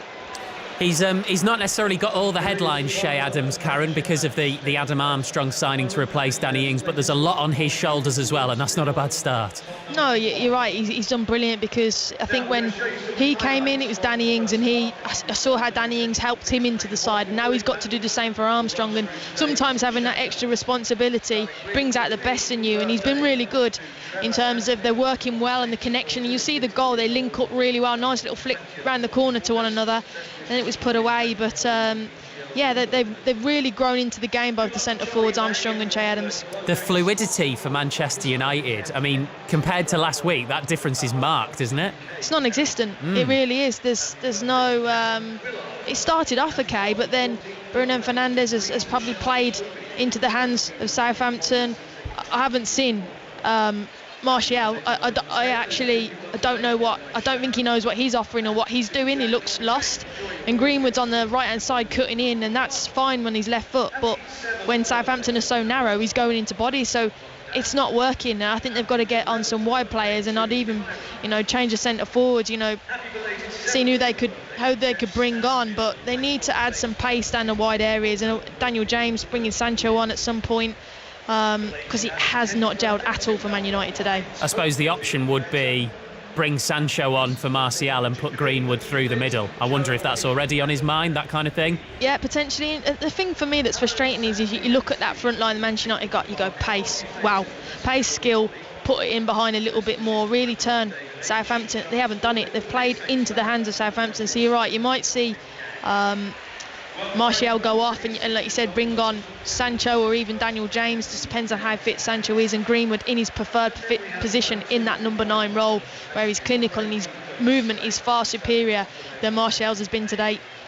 Karen, Robin, thank you very much for the time being. So Shea Adams' goal makes it Southampton 1, Manchester United 0 at half-time. The half-time whistle is seconds away at Molineux. Sahel Sahi. Brilliant, Steve. I think that's why you get paid the big dollars, don't you? Right on cue. It's at half-time here. It's Wolves 0, Tottenham 1. It's Tottenham who are in charge. Dele Alli was put through by a defence-splitting pass. He jinked his way past Jose Sarr, who had no alternative but to haul him down. Tele took responsibility for the penalty himself with Harry Kane on the bench this afternoon, and he sent the Wolves goalkeeper the wrong way. The home side, they're dangerous, especially with the pacey Adama Traore, but the final pass is missing. They've hogged the majority of the possession without lacking that real cutting edge. And so far so good then for Nuno Espirito Santo on his return to Molineux. Half-time, Wolves 0, Tottenham 1. And has Harry Kane breathed, looked at the sky, yawned, anything else in this first half? No, nothing. I'll tell you what's interesting though, just quickly, Steve, in the pre-match warm-ups and playing out there, he just looked a little bit isolated, a little bit on his own. I was watching that kind of warm-up between him and the subs.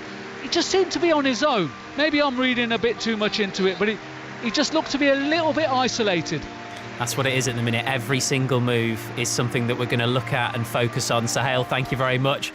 Maybe we'll even get to see him play football in the second half. Wolves 0, Tottenham 1 at half-time. Southampton 1, Manchester United 0. Much more to come after the latest news on 5 Live with Alison Hughes. Listen on BBC Sounds. This is BBC Radio 5 Live. Boris Johnson says leaders of the G7 group of industrialised nations will hold a summit on Tuesday to discuss the situation in Afghanistan. NATO believes at least 20 people have died in the past 7 days around Kabul airport, where thousands have been making desperate attempts to get out of the country. The Taliban has been blaming the chaos on the United States, but the UK's Armed Forces Minister, James Heappey, says things at the airport have been improving. Here's our correspondent, Dan Johnson. The situation does seem calmer today in the streets around the airport. The Taliban helping to organise the crowds, forming people into queues, which is making the processing effort more efficient, and people are more quickly able to get through the gates into the airport and then onto those flights. Police investigating a violent homophobic attack in Birmingham's gay village last weekend, which left 2 men needing hospital treatment, have arrested a 31-year-old man on suspicion of wounding. Detectives say they still want to speak to 2 other men about the assault. Antibody tests will be offered to thousands of adults in the UK who test positive for coronavirus as part of a scheme to find out how much natural protection people develop after becoming infected. Anyone over 18 will be able to opt in when taking a PCR test from Tuesday. Reports from Japan say venues used for the Tokyo Olympics and Paralympics could be turned into temporary medical centres for COVID patients. The country is tackling a surge in cases. The Paralympic Games, which begin on Tuesday, will be held largely without spectators. The Football Daily Podcast. I'm Aaron Paul, and every Friday on the Football Daily Podcast, we turn the spotlight to the teams in the Football League. The expectation when I joined the club is that the club were building and trying to get to the Premier League. From the Championship to League Two and the National Leagues, we'll bring you the biggest names, the biggest interviews and the biggest stories across the English Football League and beyond. We believe that we can develop players, give them a platform to play in, trying to do things the right way and move forward within our means. 72 plus on the Football Daily Podcast. Catch us on BBC Sounds. This is 5 Live Sport with Steve Crossman.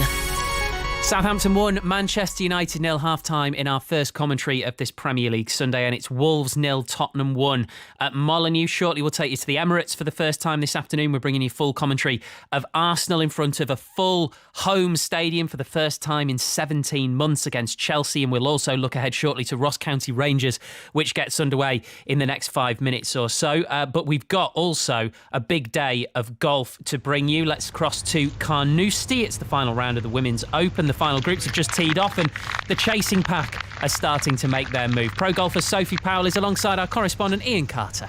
That's right, and it is the most glorious day here, Steve. It was very misty and murky at the start of the day. That's given way to glorious sunshine, lovely gentle breeze sweeping across the links, and with softened fairways and softened greens, then someone could go very low indeed. And one of the overnight leaders, Anna Nordqvist, as I speak, lips out for a birdie at the first, and that will keep her at 9 under par. We now have a three-way tie for the lead because Lizette Salas birdied the first, the American. Nana Kurtz-Madsen has just splashed out of a greenside bunker, and that should result in a par that will keep her at 9 under. But the big news so far is that Louise Duncan, the 21-year-old Scottish amateur, off to a flyer. She has managed to birdie the first, brilliant approach in there, knocked in the birdie putt very nonchalantly, made a good par at the second, very nearly birdied that from long range, and is safely on the green in 2 at the third. And Sophie Powell, what a start this is for Louise Duncan, exactly what she would have needed. Yeah, it's an unbelievable start. She just looks so composed. She's done remarkably well this week, hasn't she, with a 68 for the first round, 73 for the second round, yesterday 68. But this is a whole new kettle of fish, you would think, isn't it? What are going to be the key elements for her today? I think she just needs to try and be steady. I mean, we've seen from the golf the last 3 days that she's played that she's really aggressive with her pins. There's a few pins tucked quite tight today, so if she tries to be a bit too greedy with those, she could, end up in a few bunkers. So I think she just needs to be a bit conservative when the pins are tough, but she's going for it. As an amateur, she's played all her golf as basically links golf. She was struggling last night to remember the last time she played on a sort of normal Parklands course. Yeah. That gives her a big advantage, doesn't it? Oh, massive. Just for her seeing the shots and playing the shots in. I mean, we saw Nelly Corder yesterday. She chipped from literally 2 yards off the green because she's just not used to putting from off greens. So, yeah, it just comes naturally to her by the looks of things. Well, we can have a look at Duncan right now. We'll be commentating live on Sports Extra very shortly, but here she is on the third, looking for a second birdie of the round, down the hill, borrowing from left to right. This looks very, very good. Oh, beautifully judged. And that will be a tap in for a par 4 that keeps her within 1 shot of the lead. So Louise Duncan at 8 under par. Georgia Hall, it's been par golf so far. 5 of them now in a row. At 6 under, she's 3 shots behind, and 3 leaders: Salas, Kurtz-Madsen and Nordqvist. It's brewing up very nicely, Steve. Ian, Sophie, thank you very much. Right, let's go to the Emirates for the first time this afternoon. We're bringing you full commentary of Arsenal versus Chelsea in the Premier League at 4:30. Conor McNamara, your commentator. Afternoon, Conor. Hello, Steve. How are you? Yeah, I'm good. 17 months since we've had a full Emirates. This should be interesting. It should be, and very busy trying to get into the stadium today. People crowding around, and there is an expectancy. I think for Mikel Arteta, particularly the early stages of last season, he was quite pleased that the games were being played behind closed doors because his team did not play well early stage of the season. To be fair, you look back last season, Arsenal did massively improve in the second half of the campaign. Emile Smith-Rowe started getting in the team and pulling a few strings, but by then they were always way behind, and now they come into this campaign for the first time since the mid-90s. Arsenal not playing in European football, but can that help them, Steve? They can the cliche, they can focus on the league this year, but this is huge today, having lost at Brentford last week.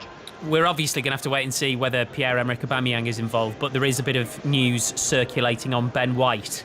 Yeah, so Ben White, we're being told, will not be featuring today, and he is ill. And there are 4 players unavailable with COVID in the Arsenal squad at the moment, and that does include Aubameyang, who's subsequently, come through testing okay, and he did train yesterday, so he is in contention to play.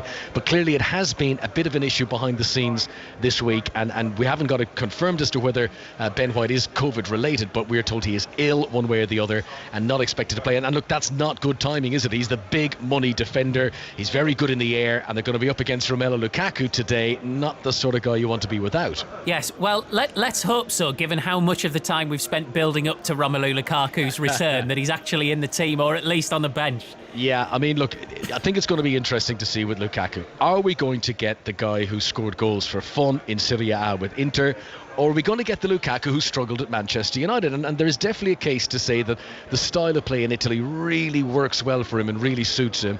And in the Premier League, yes, we know that on his day he can be absolutely unstoppable, but teams can also get a grip on him. Now he himself says he's more mature now. He can deliver, and they've obviously spent an awful lot of money to guy who was at the club earlier on in his career. As you say, everyone's expecting him to start here. It'll be a real disappointment if he doesn't.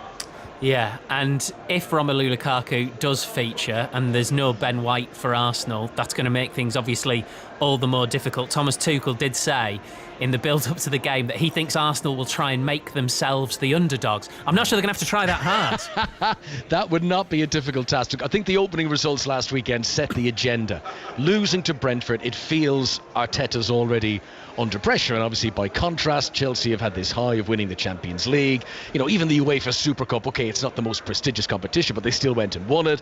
Then they beat Crystal Palace and comprehensively last weekend. Thomas Tuchel, since he's come in, he really has been this breath of fresh air. It has been everything he's touched has turned to gold. And goals are the interesting thing. I mean, last season it was Jorginho, top goal scorer, 7 goals, all penalties. If you were to bring in a striker, Lukaku, and he does hit the ground running, then Chelsea can move to a whole new level.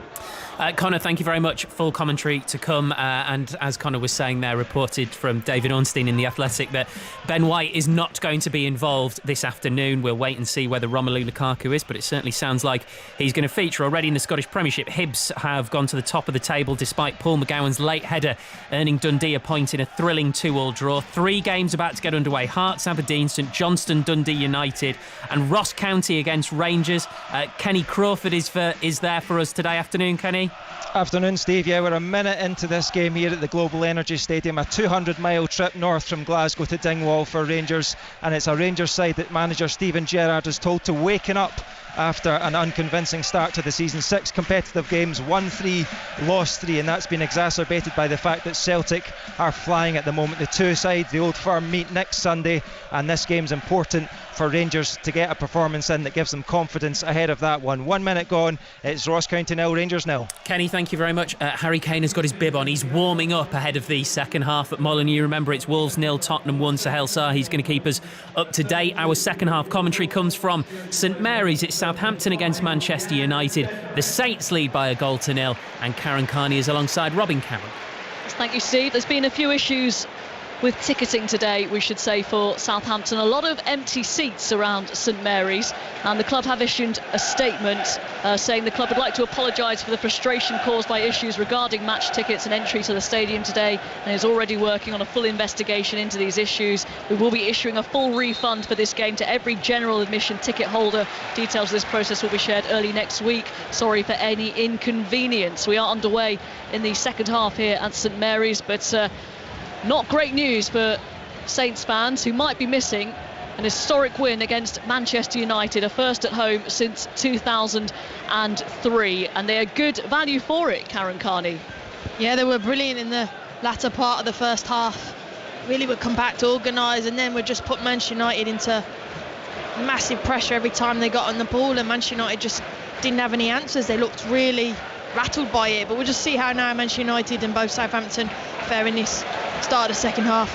No changes for either side as United come forward. Little pass down the line for Aaron Wan-Bissaka. And he's challenged. There's going to be a corner kick to Manchester United. So the two teams this afternoon: McCarthy in goal for Southampton, in defence Livramento, Stevens, Salisu and Perro. In the midfield we've got Walcott, Romeo, Ward-Prowse, Gineppo, and up front Armstrong and Adams.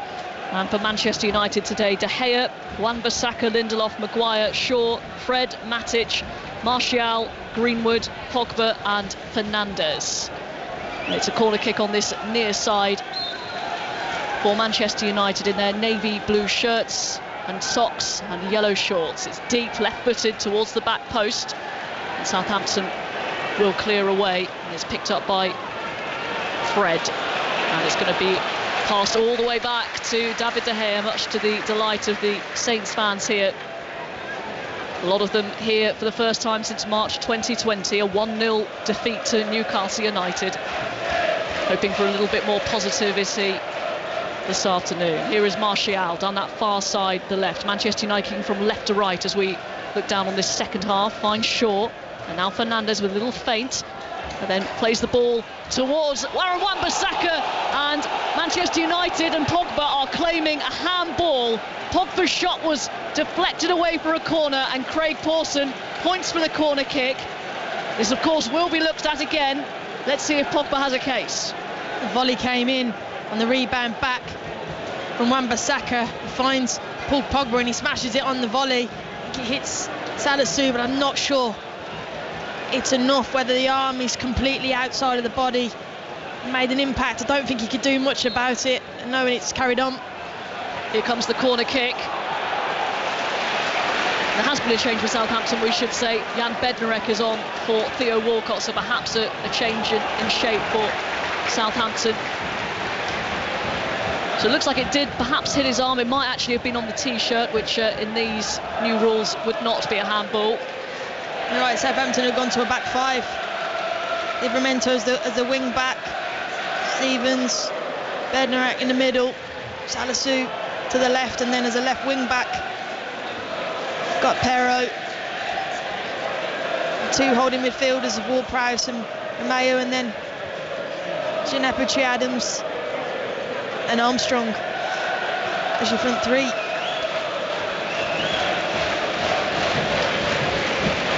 Just been told that the former Bournemouth boss Eddie Howe is in attendance here watching the game.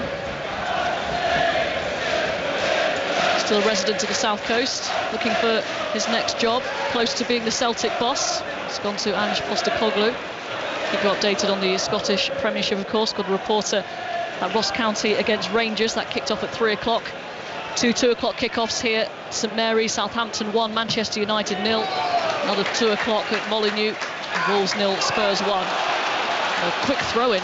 Manchester United caught napping. Here's Stewart. Here's Armstrong into the arms of David De Gea. Nearly touched in by Adams. It's quickly how they built the relationship, Adams and Armstrong, straight away. Armstrong running towards the goal. He's tried to flick it with the outside. He's trying to find Che Adams. Just not enough. He would have had a tap in, but you know, 2 games into the season, and they really look comfortable and at home with each other, and that relationship's building. So why do you think Ralph Hasenhüttl has changed to a back five? I don't know whether he's anticipating whether Manchester United will bring on speedy wing players and try and pull them apart, whether he's quite happy to protect, and they were getting their strength down the flanks. It's a good challenge, one we've seen often by Aaron Wan-Bissaka on Gineppo, who was trying to scuttle away on this near side, the left. Another reason why I think he might have brought Bednarek on is for set plays. You know, actually thinking at times, where's Manchester United's biggest threat, and I have to say it's their set play. So bringing him on, adding another tall physical player that's good aerially, Bednarek, then I think maybe that might to do with it as well.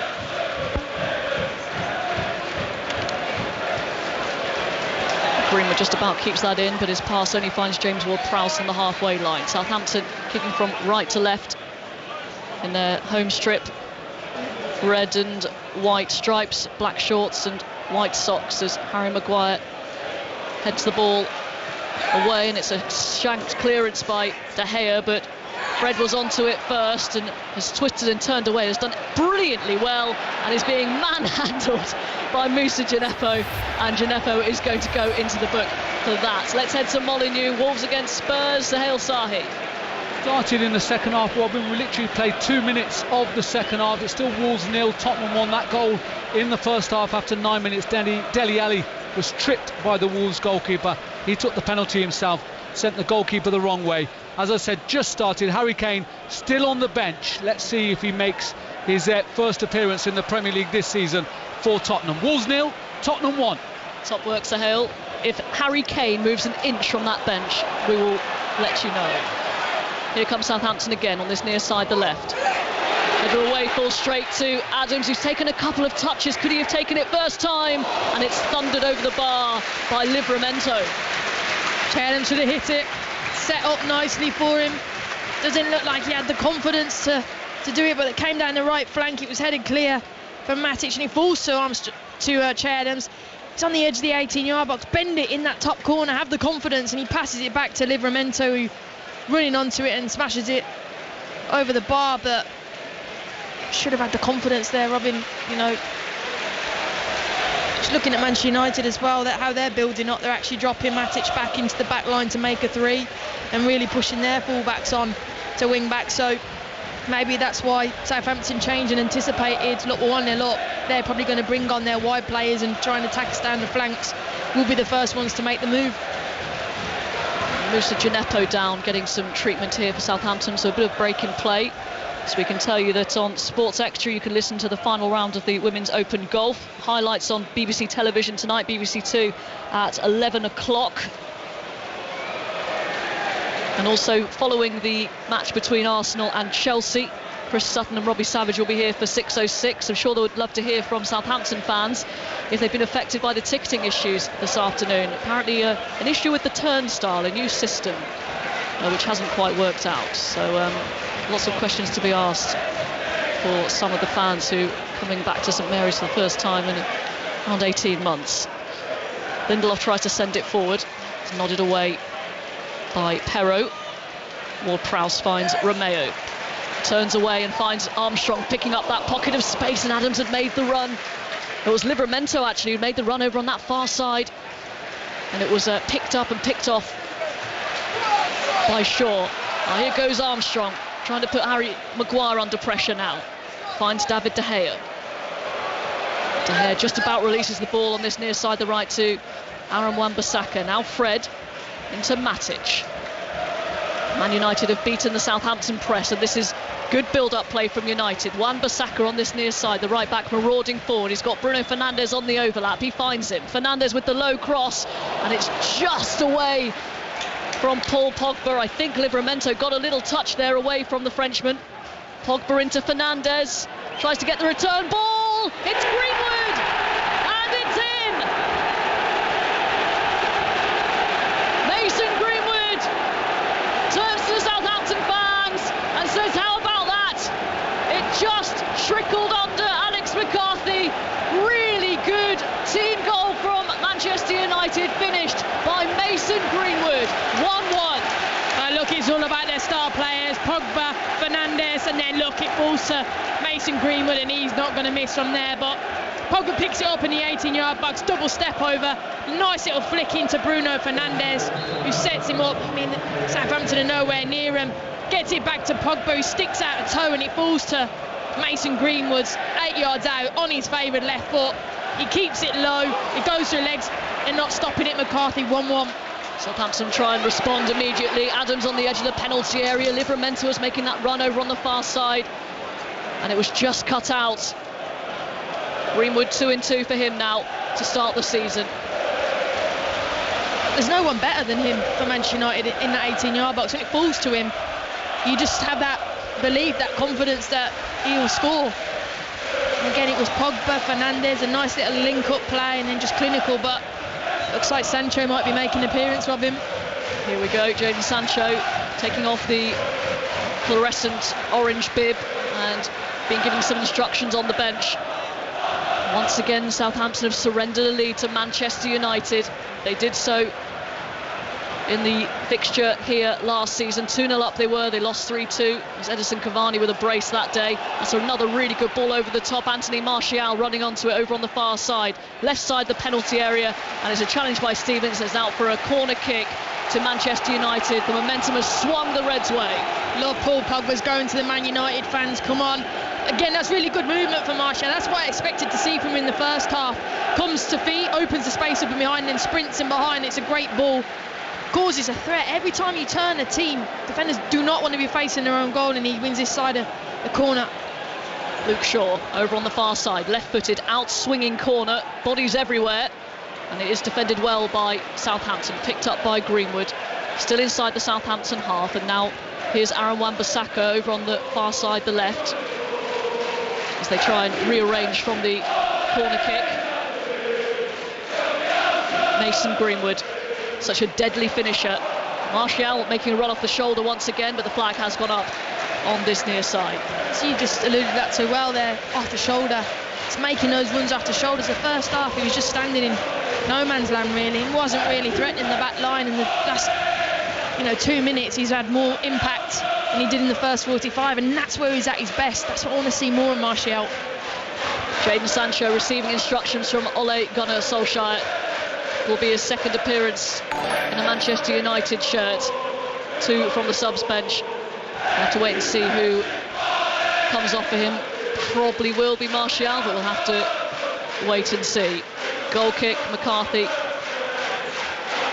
over the halfway line, headed back by Harry Maguire, picked up by Gineppo. Rameau's touch let him down. Bit of battle in the midfield there. Ward-Prowse comes away with it and spreads it out wide to Livramento. He's been very impressive, the 18-year-old, so far this afternoon. Good running again, gets the cross in, and it goes out of play. It's going to be a goal kick. You're right, for an 18-year-old, he's fantastic. He's energetic, he gets up and down the pitch, technically he's good. Defending, very good as well. Really good signing for Southampton. And it is Anthony Martial who is withdrawn. He's shown flashes, and actually most of those flashes have been in this second half, where he's made some intelligent runs, but his afternoon is done.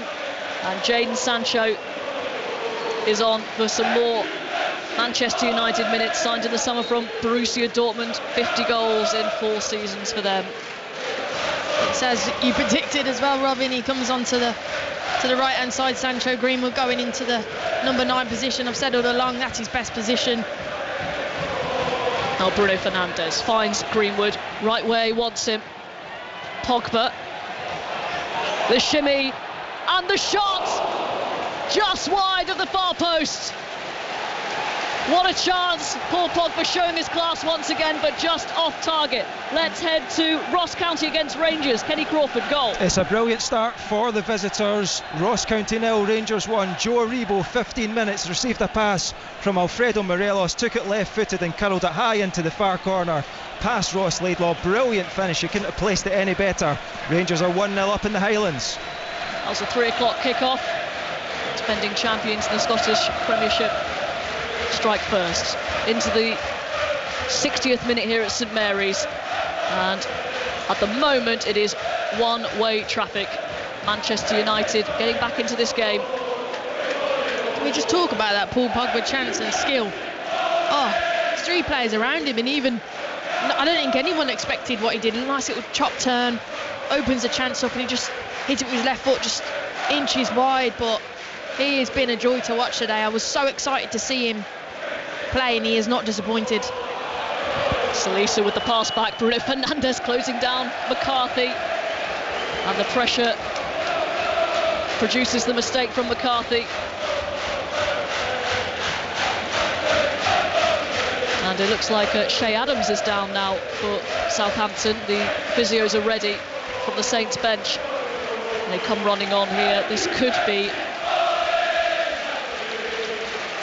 really worrying from a Saints point of view. Shea Adams scored the goal that gave them the lead. He's looked very lively.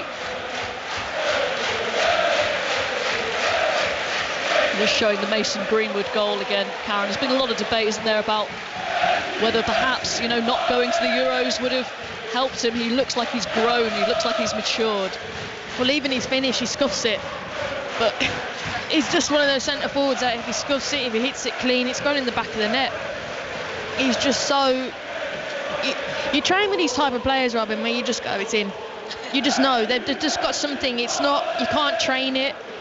The more times it's just ingrained in him. He's just one of those type of players where he just finds the back of the net for fun, and that's why he should play centrally. I know he's played out on the right and cutting in to try and get his left foot shots, but he's better in around the 18-yard box, and that centre forward position will be his moving forward.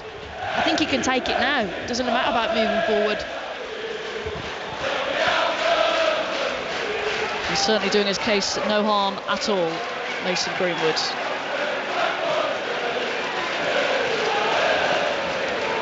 Fred, left-footed, Tries the big switch. Livramento can't quite take it under his spell, and Pogba with a little flick trying to find Luke Shaw. Back in Southampton possession over on that far side to Livramento.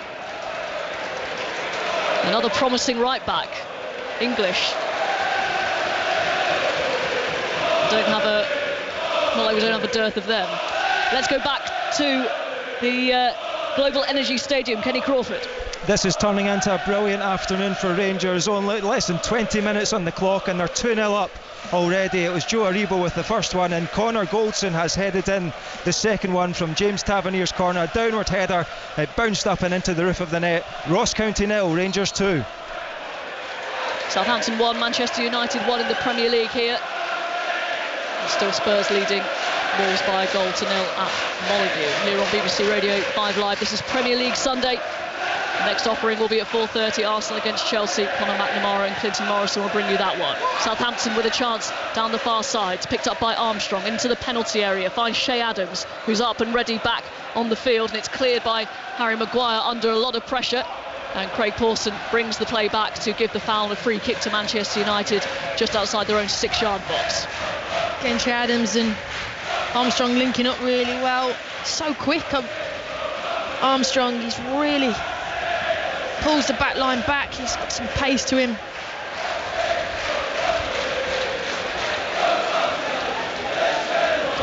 And on Paul Pogba, Karen, it's to his last year of his Manchester United contract. Rumours that he was going to go to Paris Saint-Germain, but the arrival of Messi put paid to that, but might go somewhere on a free next season. Oh, what a pass that is. A little bit too much on it for Jadon Sancho, who's fought a little bit wide. Plays it back here to Fred, who chips it in, and it's over the bar. Opportunity for Mason Greenwood to get his and Manchester United second. He couldn't quite rise high enough. They look more comfortable now, Manchester United.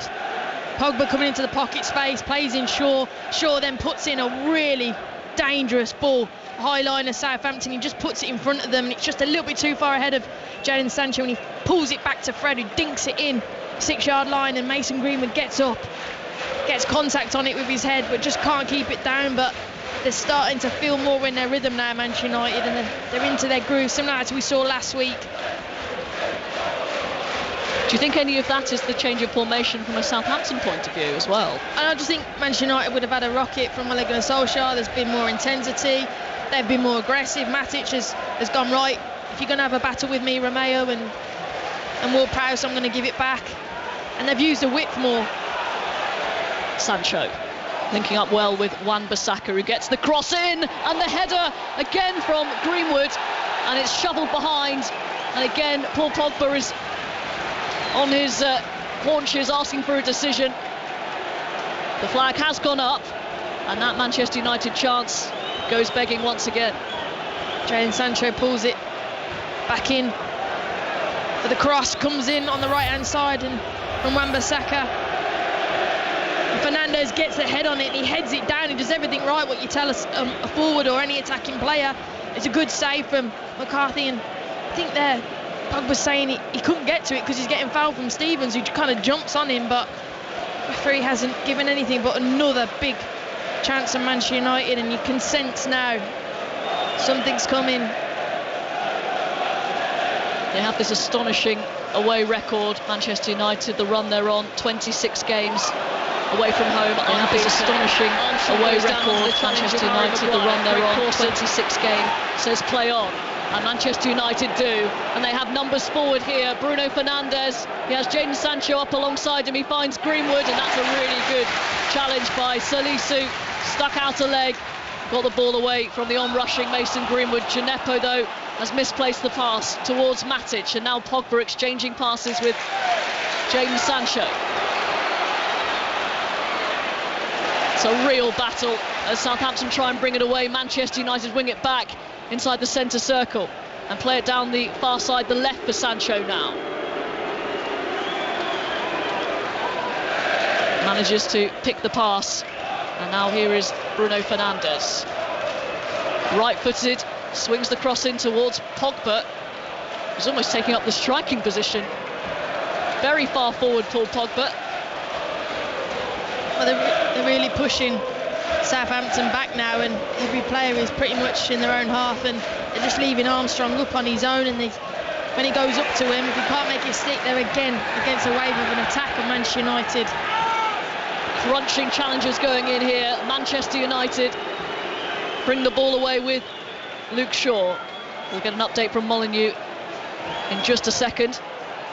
Well, Manchester United being patient, and back to Harry Maguire. Let's head to Molineux now. Sahel Sahi. Just past the hour mark here, still Wolves 0, Tottenham 1, but Wolves are pouring forward. First it was Cody, ball out the back to Semedo down the right. He played the ball into the air for Trincao. It was saved by Louise down to his right. And then a couple of minutes later, Dyer was dispossessed on the halfway line. Neves picked out Traore. He was one-on-one with Lloris, and Lloris saved with his legs. Harry Kane is now warming up to my left, just on the touchline, but it's still Wolves 0, Tottenham 1. Pressure pouring on from Manchester United here. Wan-Bissaka from the right-back position inside to Fred, and now Nemanja Matic. Southampton can't get the ball off this Manchester United side now.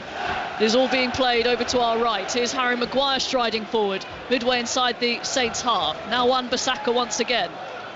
Sends the ball down the line to Bruno Fernandes. Little Cruyff turn away from Djenepo, who takes the bait and commits the foul. It's a free kick on this near side, the right, to Manchester United.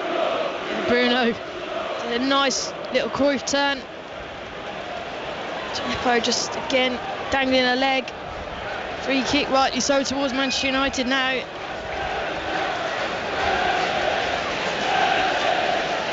.68 minutes played. Southampton 1, Manchester United 1. Shea Adams and then Mason Greenwood with the goals. And it's going to be Bruno Fernandes with the right foot to take this one. One-man wall of Adam Armstrong, who's again looked Premier League quality, though he hasn't had a lot of service today. Here is Fernandes. It's a good header away by Romeo and back in by Greenwood. Took it first time, and it's well wide. And his second substitution of the day for Southampton. Ibrahima Diallo is coming on. His second season at Southampton. And Moussa Djenepo coming off to standing ovation. He's worked hard, he's been kicked, he's been down, and now he's off for Ibrahima Diallo. Just seeing now what Southampton are doing, because they are starting to lose the physical battle. They're not really getting any ball possession, and seeing where Diallo's going to come on. They're going to stick with the back five, looks like they are. He's just going to play in front of Perro and give him a little bit more protection, because they are starting to come down this right hand side a little bit too much now, Manchester United. Lindelof wins the header midway inside his own half. Greenwood tries to flick it forward towards Pogba. Amazing skill once again. Pogba pokes it forward towards Greenwood, but Southampton win the ball back. Here is Livramento away from Pogba. He's got some tricks as well, but here is Pogba once again. First time ball inside to Bruno Fernandes. Back to Pogba, hugging the far touchline. Pogba pulling the strings. The conductor.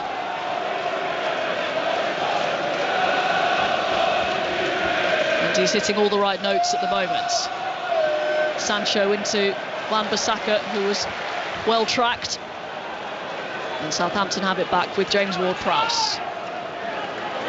Salisu to Perro, who was challenged by Wan-Bissaka, who was straight on him. 20 minutes remaining. Southampton 1, Manchester United 1. Looks like Southampton just taking their time over things now, calming things down. Yeah, just trying to slow the momentum down that Manchester United had, and it's worked. They've kind of been a little more comfortable now. Diallo's in that midfield. I think he'll give a little bit more energy, tenacity, which is where they get their success from. I'm not saying they're not a good football inside, but they're better when they're in the opposition half, making them uncomfortable. They just haven't been able to do that because Manchester United have been very, very forward, front-footed and aggressive in the second half. Stevens sends it forward towards Armstrong. Doesn't quite get there ahead of Lindelof. Gets out of play off on that far side for a Saints throw. Let's get an update from Carnoustie. Ian Carter is watching the final round of the Women's Open. Packed leaderboard with 2 Britons within a shot of the lead. There are 5 co-leaders, 2 from Australia, Kyrgios and Lee, Salas of the United States, Kirst Madsen and Nordqvist, all at 9 under par. Georgia Hall was at 9 under par. She's just dropped a shot, having gone eagle birdie. She's at 8 under, 1 behind, as is the amateur Louise Duncan. No drop shot so far. She's on the 6th and she's at 8 under, just 1 shot off the lead. And you can listen to that in full on Sports Extra right now. Flicked forward into the Southampton, into the Manchester United penalty area, I should say, from Romain Peru. Ward-Prowse, they've won it back well here. Diallo, again trying to shuffle it over to the far side, and it's charged down by Pogba. He's done his defensive duty as well as looking dangerous creatively on the attack. Salisu puts it out of play. Ralph Hasenhüttl is extremely frustrated, gesticulating wildly. Scott McTominay being readied for Manchester United.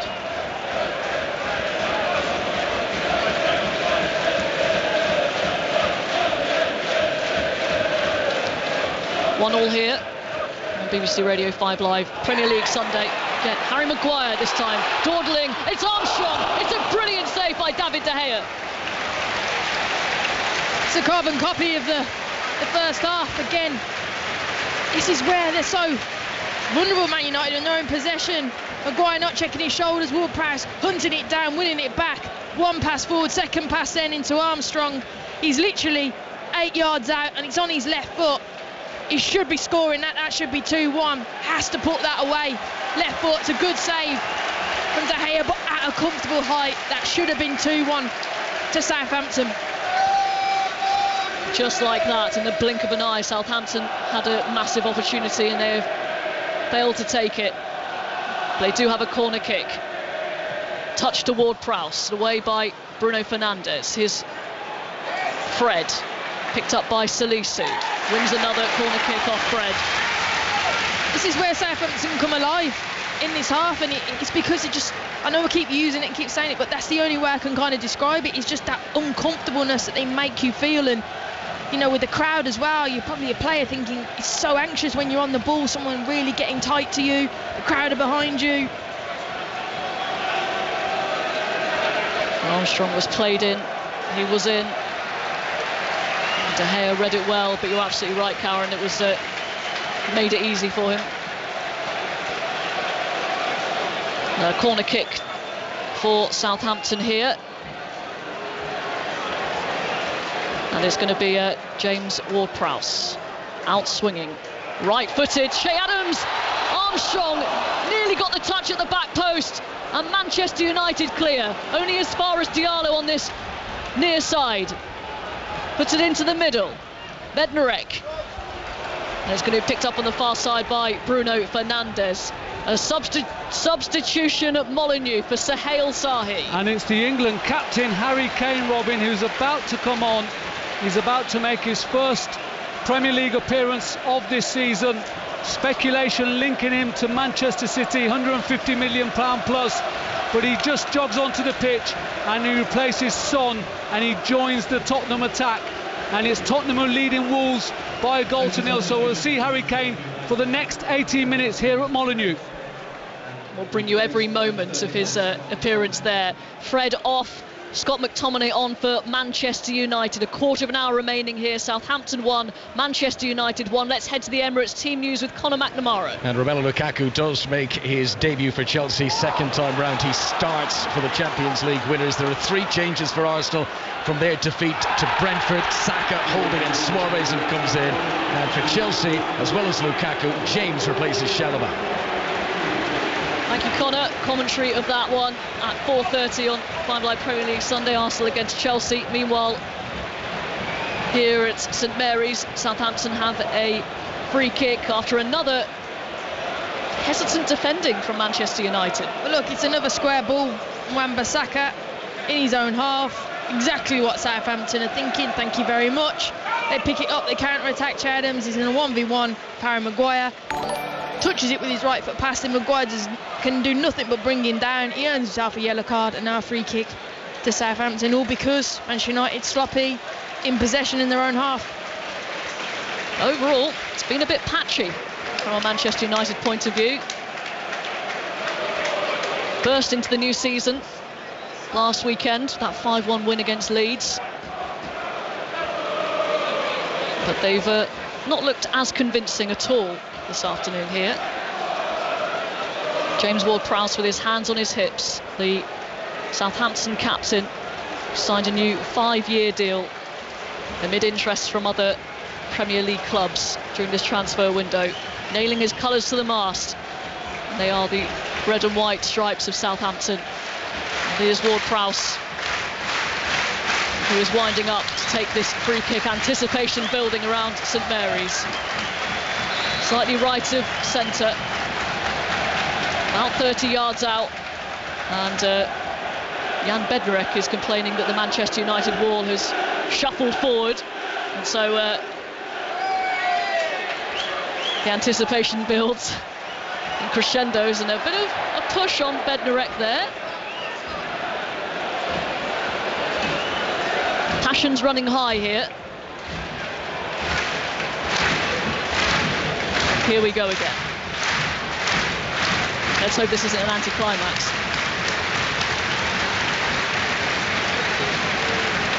Craig Pawson blows his whistle. James Ward-Prowse looks up. Right-footed!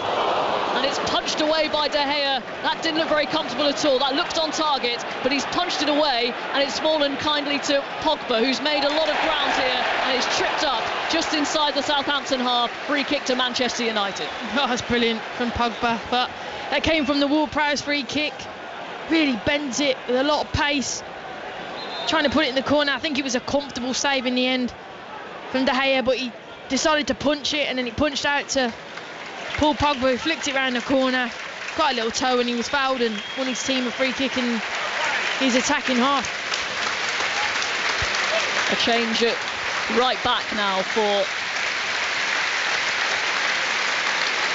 Saints. Romain Perraud, the left back, is coming off, and Kyle Walker-Peters is on.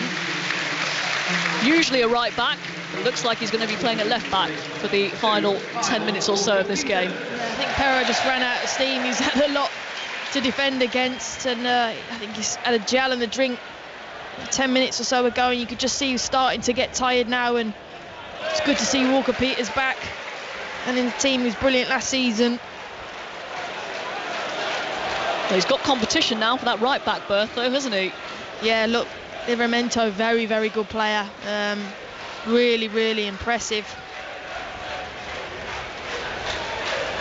Manchester United in possession inside their own half with Lindelof. Looks like we're going to have to wait to see Rafael Varane make his debut. Not named on the bench today.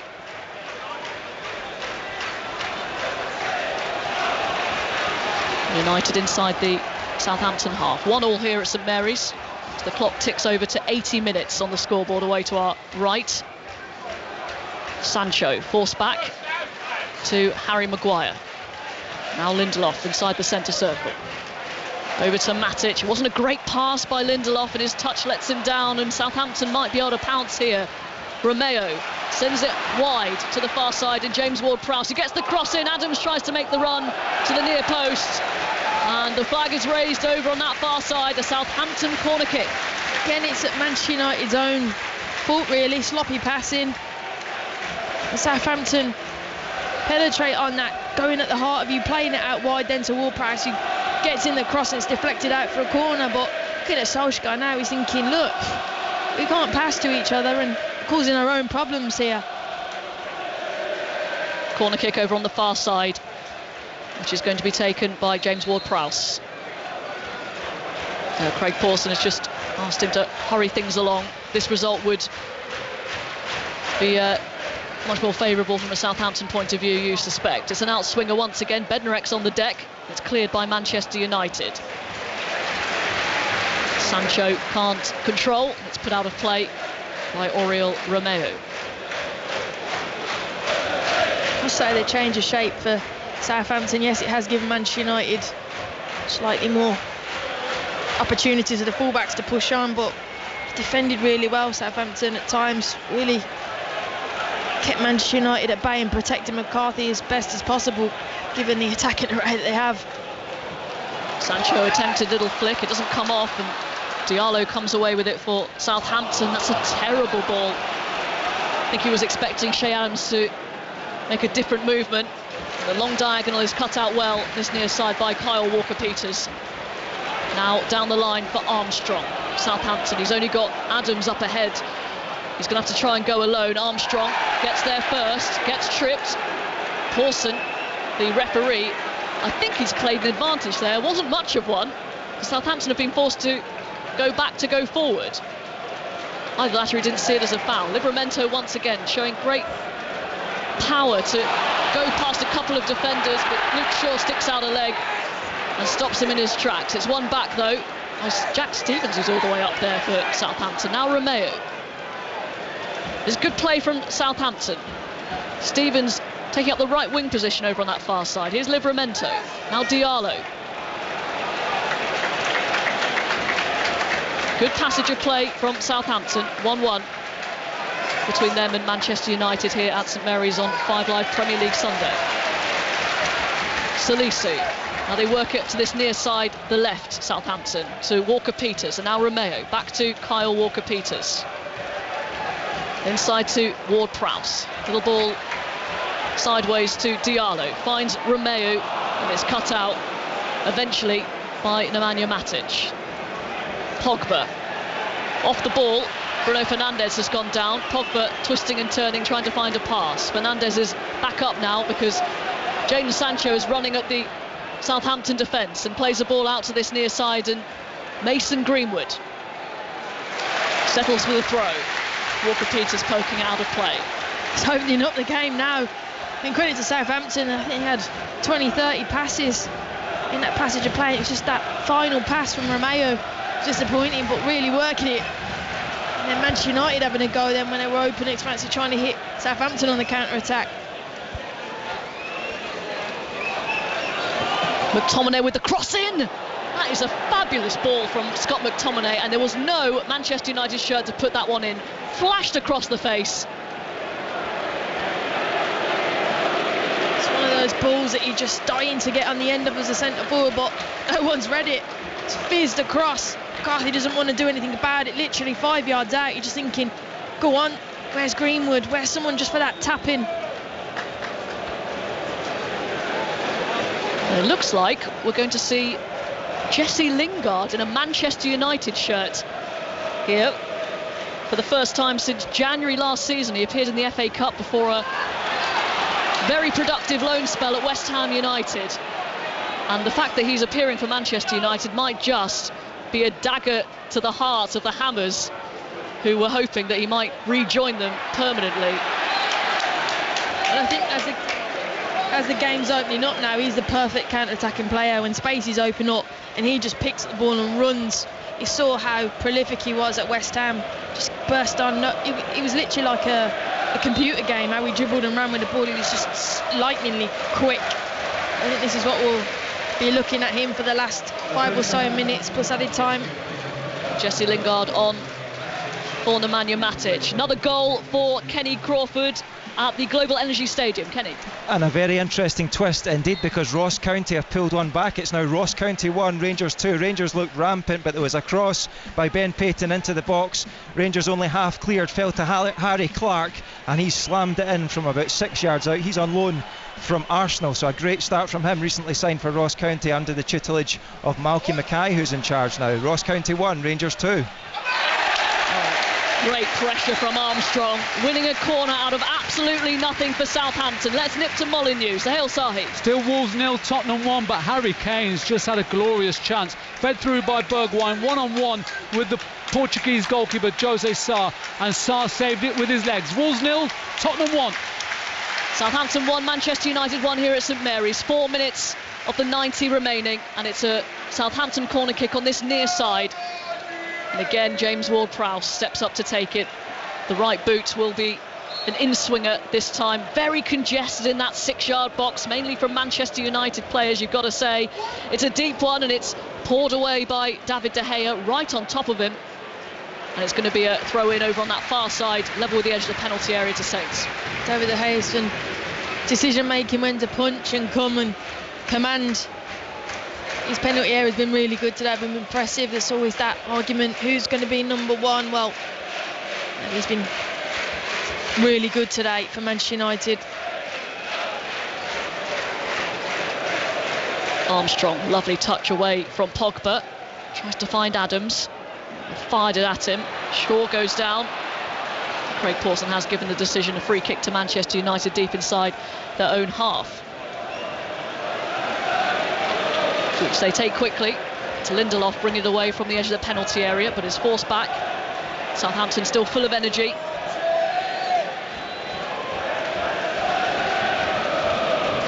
Luke Shaw over the halfway line, over on the left side. Manchester United. Pogba's gone more central now as Lingard's gone onto that left-hand side where Pogba initially was, so they're really going for it now, Manchester United. It looks like they've got 5 forwards in that line at times. Ole Gunnar Solskjaer is desperate to get a result here, victory. The time is not on their side. 2 minutes plus stoppage time remaining. Here's Lingard over on that far side. Plays it back to Luke Shaw. Now here's Greenwood. Going to shimmy his way into the penalty area. That's a really good ball. Twinkle toes from Lingard, and it's deflected up into the air, into the arms of Alex McCarthy. Just see everyone's eyes light up. Plays into Sancho's on that left-hand side. He cuts it back onto his right foot, and he's trying to pick out someone. King of the assists he was in Germany at times, just trying to find someone who's blocked, and then falls into the hands of McCarthy. And Southampton, they've done really well, haven't they, protecting McCarthy. With the players that Man United have got and the pace, changing to a back five has really helped them as well. Walker-Peters is forced back. Salisu. He's in a much more assured game this afternoon than he did at Goodison Park on the opening day. I should mention the players that Southampton have lost over this transfer window. Danny Ings, Yannick Vestergaard, Ryan Bertrand, big chunk of the spine. And they've looked, on the whole, very composed. Eventually, Craig Pawson blows up for the foul. Free kick to Southampton, midway inside the Manchester United half. Such good feet there from Walker-Peters. He was going down a cul-de-sac and he managed to do a few drag backs. Really good skill, good strength as well to hold off McTominay. He's super strong, McTominay, and he holds him off and buys his team a free kick, and the fans rightly on their feet, loving that. And Ralph Hasenhüttl has dispensed with the waistcoat. He still has the shirt. Free kick on the near touchline. It's going to be taken by Ward-Prowse, of course. High line by Manchester United, and Ward-Prowse, well, he tried to float it in, and I don't think anyone was on the same wavelength as him, and this could prove costly perhaps, because Manchester United on the break here. Greenwood, though, plays it back to Pogba, floats it over to the far side to Luke Shaw, who runs over the halfway line. He's got Lingard up ahead. They can't find him. 5 minutes of added time.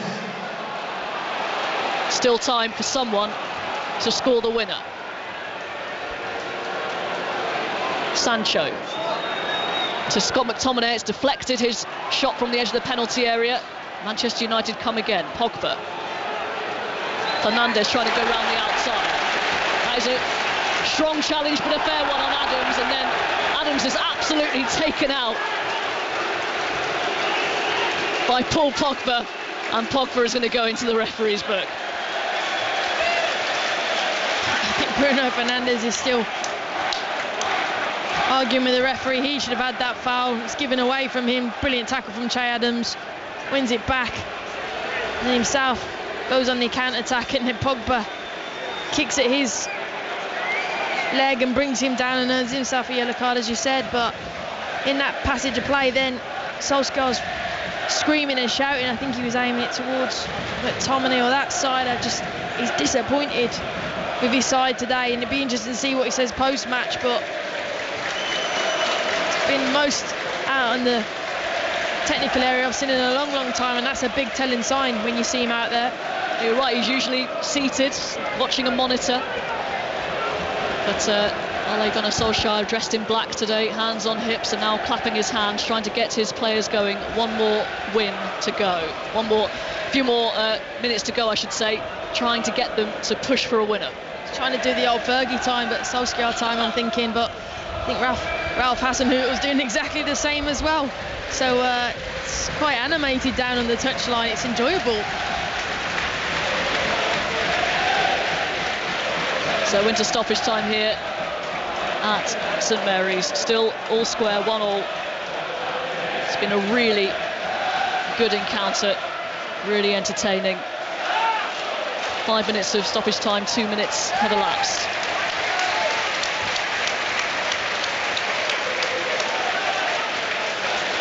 Jack Stevens has also got a yellow card for Southampton. There have been quite a few this afternoon. A feisty game as well.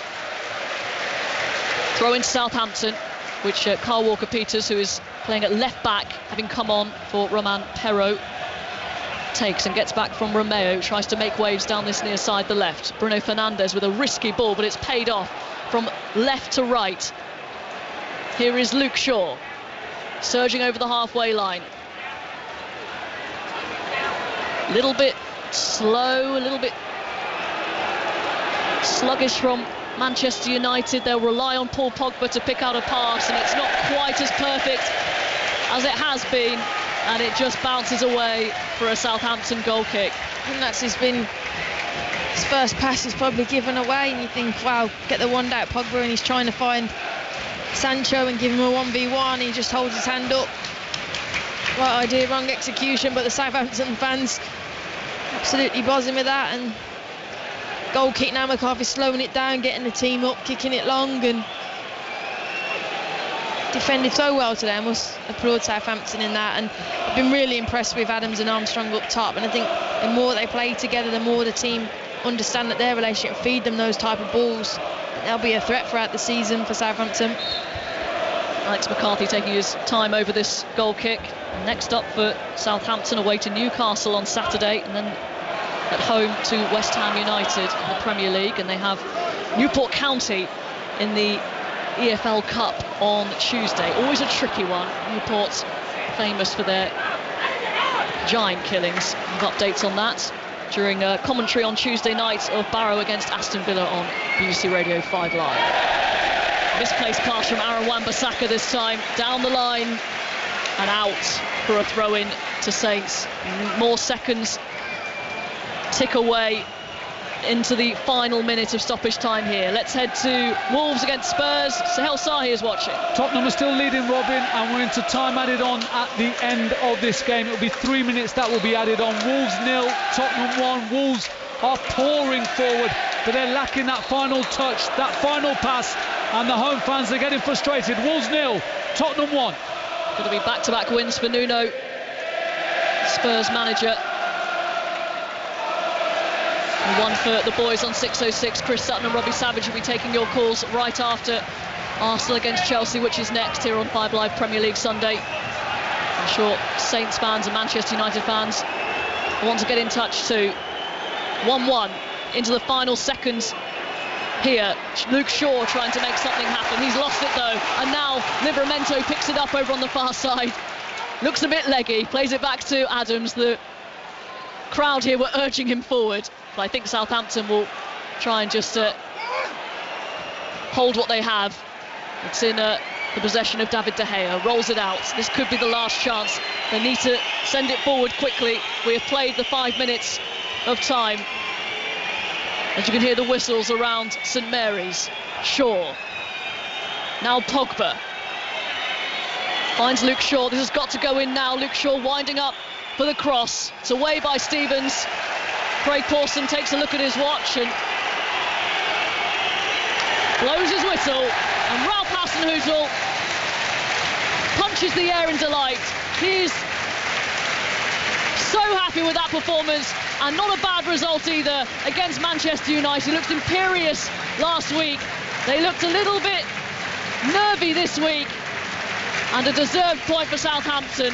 It's finished here. Southampton 1, Manchester United 1. Karen Carney. Looking at both sets of players when that whistle went, all went to their knees. Physical game today, very physical, end-to-end at times. I think you said earlier, very patchy. Manchester United started the game probably the better, and then Southampton grew into it, got in amongst it and took the lead. In the second half, then Manchester United came out a little bit better and forced Mason Greenwood with the equaliser, clinical in that, and the subs came on. But Southampton, I think, predicted the subs that were going to come on and already went into a shape to try and nullify that.